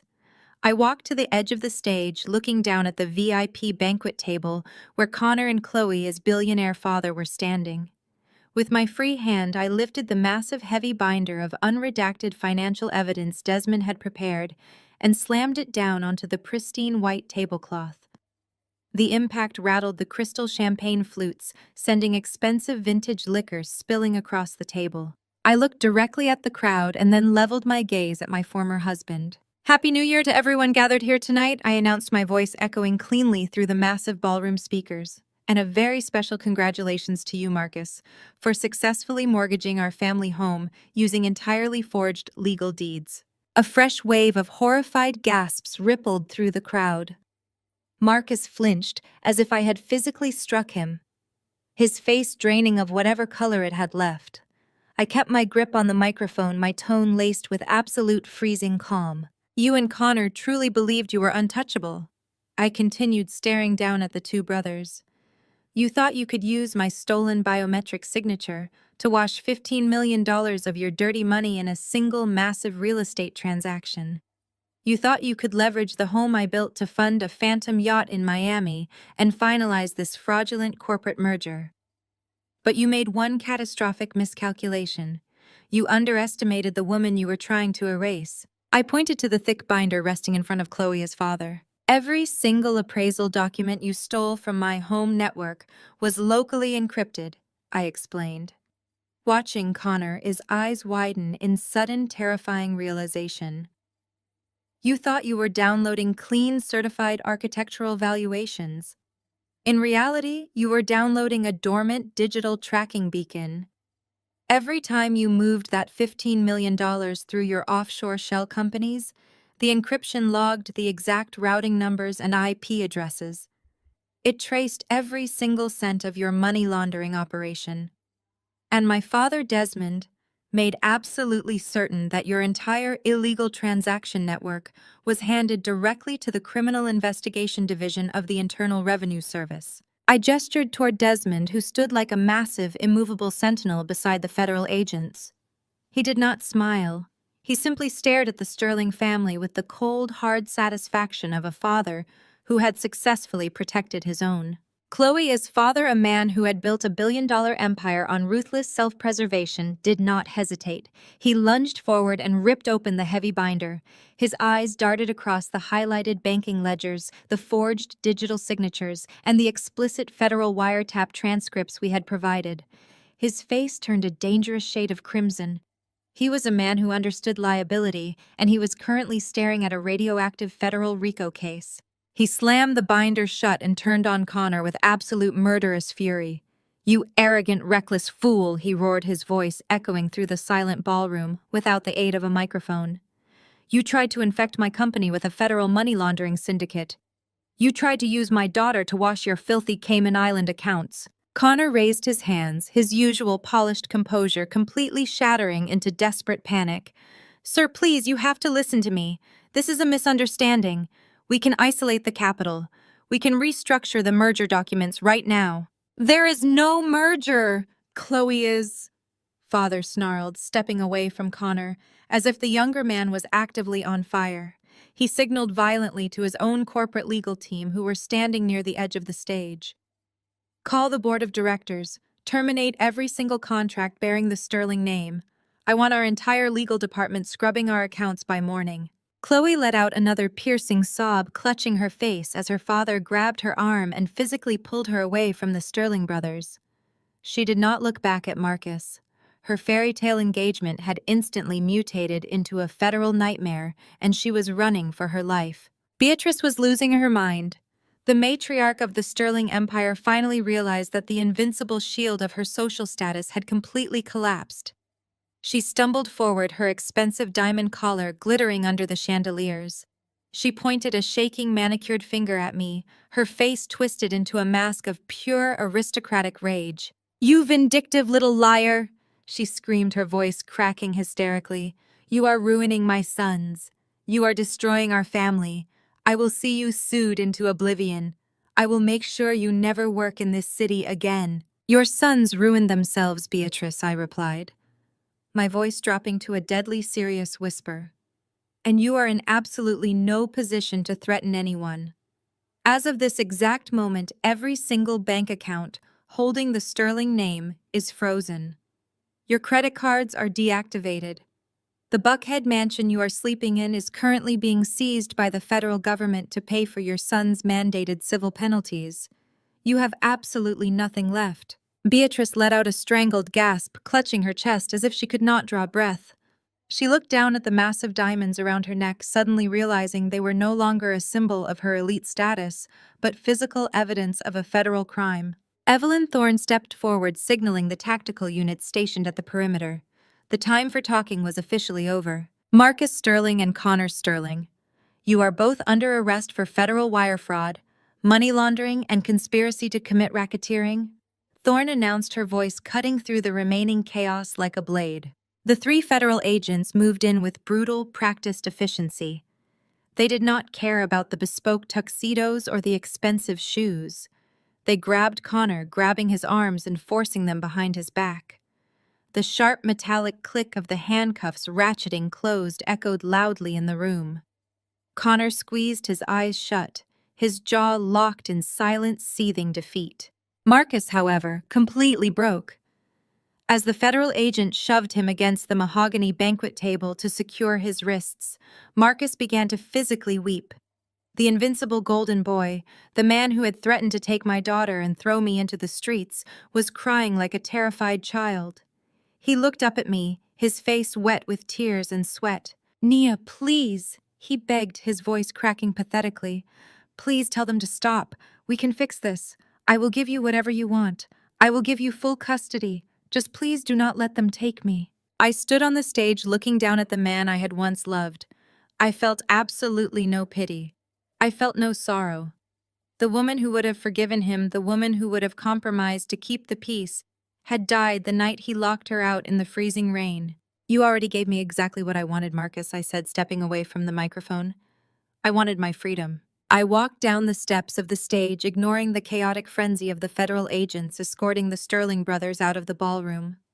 The elite guests of the Buckhead Country Club parted from me once again, but this time they were not looking at me with disdain or pity. They were looking at me with absolute, undeniable fear. I had walked into the most powerful room in the city and dismantled a dynasty in under 10 minutes. Desmond was waiting for me at the edge of the dance floor.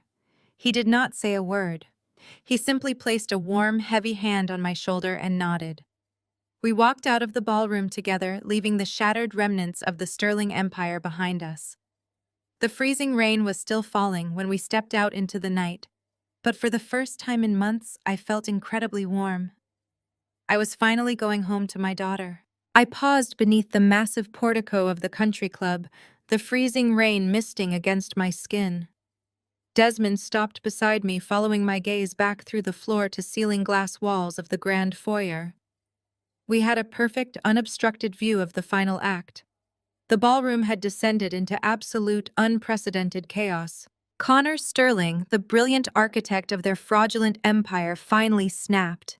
The cold, paralyzing realization of a federal penitentiary pierced through his shock.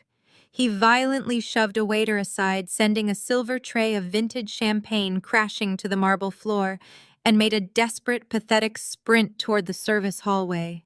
He did not make it 5 feet. 2 heavily armored FBI agents lunged forward, tackling him with brutal, practiced force. They slammed Connor face first into the expensive silk-lined wall, pinning his arms behind his back. The sickening thud of his impact echoed even through the thick glass. He kicked and thrashed against the agents, completely losing his polished composure, but they drove their knees into his back, securely locking him in cold steel cuffs. Chloe, his father, watched Connor being manhandled with a look of profound, terrifying realization. The color drained completely from the older billionaire's face. He was a man who traded in extreme risk and corporate espionage, but he suddenly understood how catastrophically close he had come to the edge of the abyss. Connor had almost dragged his pristine multi-billion-dollar real estate legacy into a highly public federal money laundering syndicate. The CEO turned his back on the Sterlings with absolute disgust.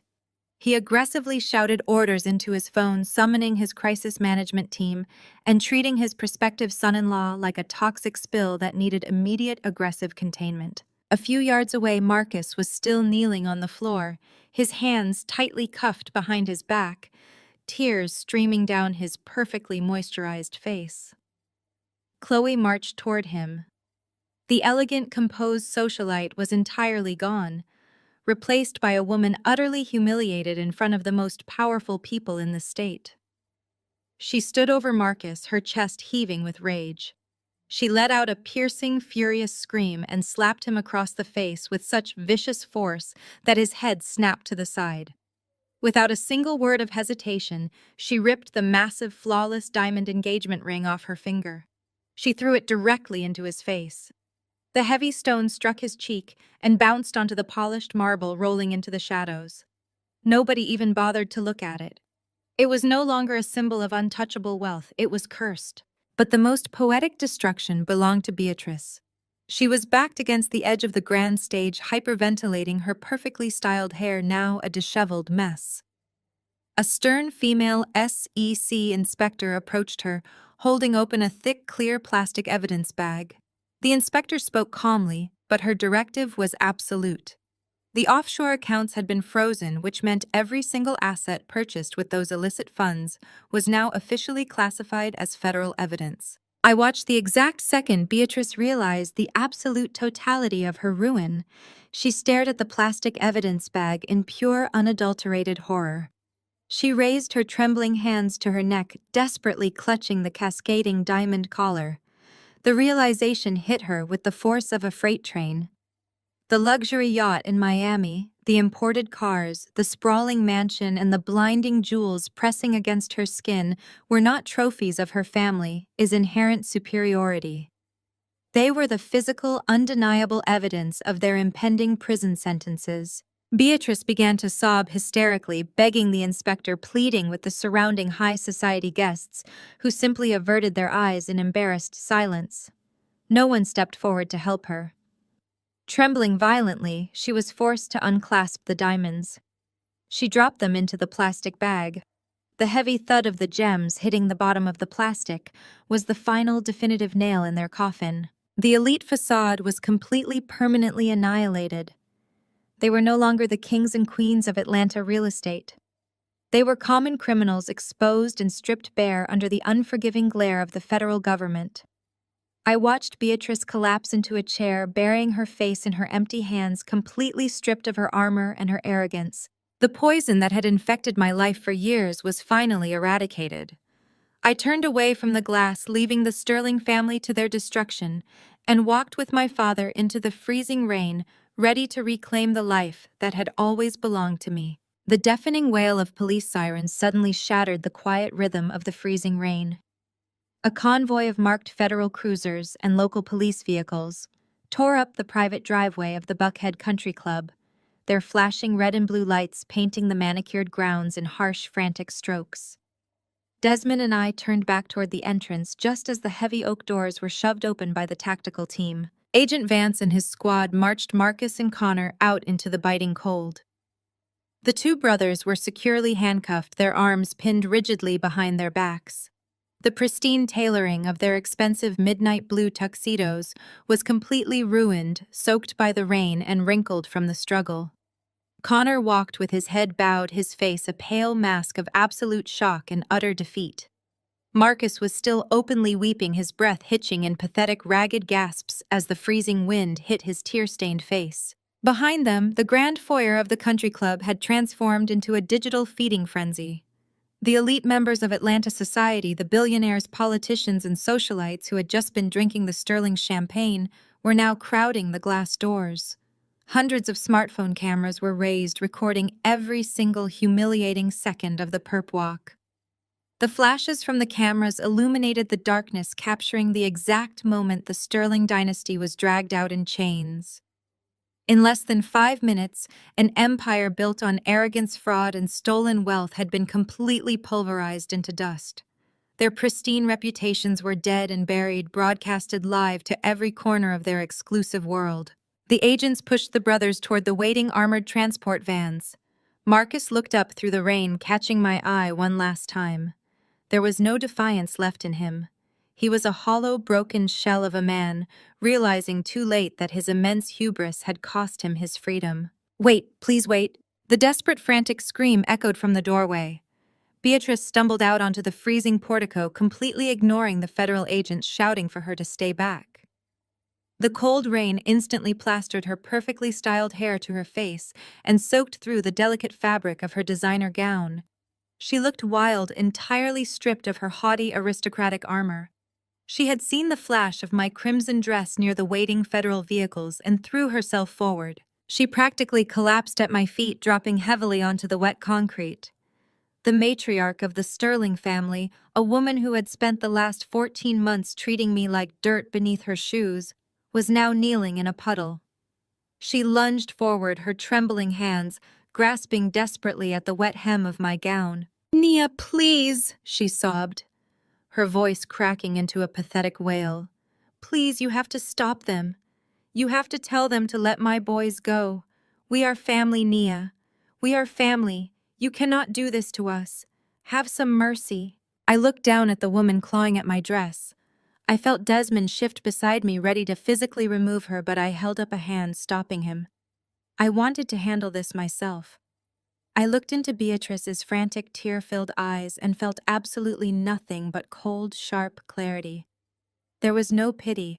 There was no hesitation. I leaned down, getting close enough so that my voice would cut clearly through the sound of the rain and the wailing sirens.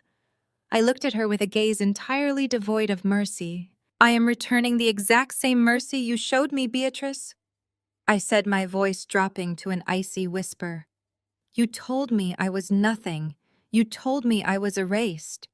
So let me remind you of exactly where you stand. Remember that sprawling, magnificent estate you were so proud to say was solely in Marcus's name, the one paid for with my stolen signature." Beatrice choked on a sob, staring up at me in pure terror. "It was just seized by the federal government." I continued, pronouncing every single word with deliberate, lethal precision. "Every asset, every bank account, every single thing you own is gone. You have exactly 24 hours to pack your bags and get out on the street." She let out a strangled gasp, loosening her grip on my dress, as the absolute reality of her destitution finally sank in. She was losing her home, her status, and her sons all in the same night. "You chose to cross the wrong woman, Beatrice," I said, straightening up and looking down at her shivering form. "You chose the wrong family. You are nothing but failures." I turned my back on her, leaving her sobbing uncontrollably on the wet pavement. I did not look at the flashing police lights or the cameras pressing against the country club windows. I walked to the waiting vehicle where Desmond opened the door for me. I slid into the warm leather interior, feeling the heavy, suffocating weight of the past year completely lift from my shoulders. The engine roared to life, and we pulled away from the Buckhead Country Club, leaving the ruins of the Sterling family behind in the storm. The trap had closed perfectly. The predator had become the prey. And as we drove through the dark, slick streets of Atlanta toward the safe haven where my daughter was sleeping, I knew with absolute certainty that the nightmare was finally over. I had not just survived their betrayal. I had burned their entire world to the ground and emerged from the ashes completely untouched. 2 months later, the absolute finality of their destruction was cemented in black and white ink. I sat across from Evelyn Thorne in her pristine downtown office, reviewing the final federal indictments. Marcus and Connor were not just facing a temporary setback. They were staring down the barrel of a 20-year sentence in a federal penitentiary without the possibility of early parole. The government had systematically dismantled the Sterling Empire, seizing every property, frozen account, and hidden asset they had desperately tried to conceal. They were left with absolutely nothing. But the true masterstroke of my revenge arrived in a thick, heavily sealed envelope from the United States Securities and Exchange Commission. Thorne slid the envelope across her polished mahogany desk with a rare, genuine smile. Under the federal whistleblower program, individuals who provide original information leading to successful SEC enforcement actions are entitled to a percentage of the recovered funds. I had handed the federal government the exact encrypted ledgers tracking their $15 million money laundering syndicate. The SEC had successfully recovered every single cent. My legal reward for exposing the Sterling family was exactly 20% of the seized assets. I opened the envelope and stared at a pristine, legally issued government check for $3 million. They had tried to throw me out into the cold with nothing, and in the process they had completely funded my future. I sit here now in the sunlit living room of my new estate, the warmth of the morning completely erasing the chill of that freezing December night. I raise my porcelain teacup, taking a slow, satisfied sip as the world outside moves in perfect harmony. I did not just survive their betrayal. I used the $3 million to launch my own independent architectural appraisal firm, and within 6 months, it has become the most sought-after agency in Atlanta. I look out through the open French doors into the sprawling, vibrant garden. My beautiful daughter Zuri is laughing uncontrollably, chasing a bright yellow butterfly, while my father Desmond watches her with a look of absolute protective pride. The view slowly pulls back, capturing the peace of a woman who was once discarded and underestimated. I took the absolute worst of their contempt, their arrogance, and their cruelty, and I used it to forge an unbreakable empire.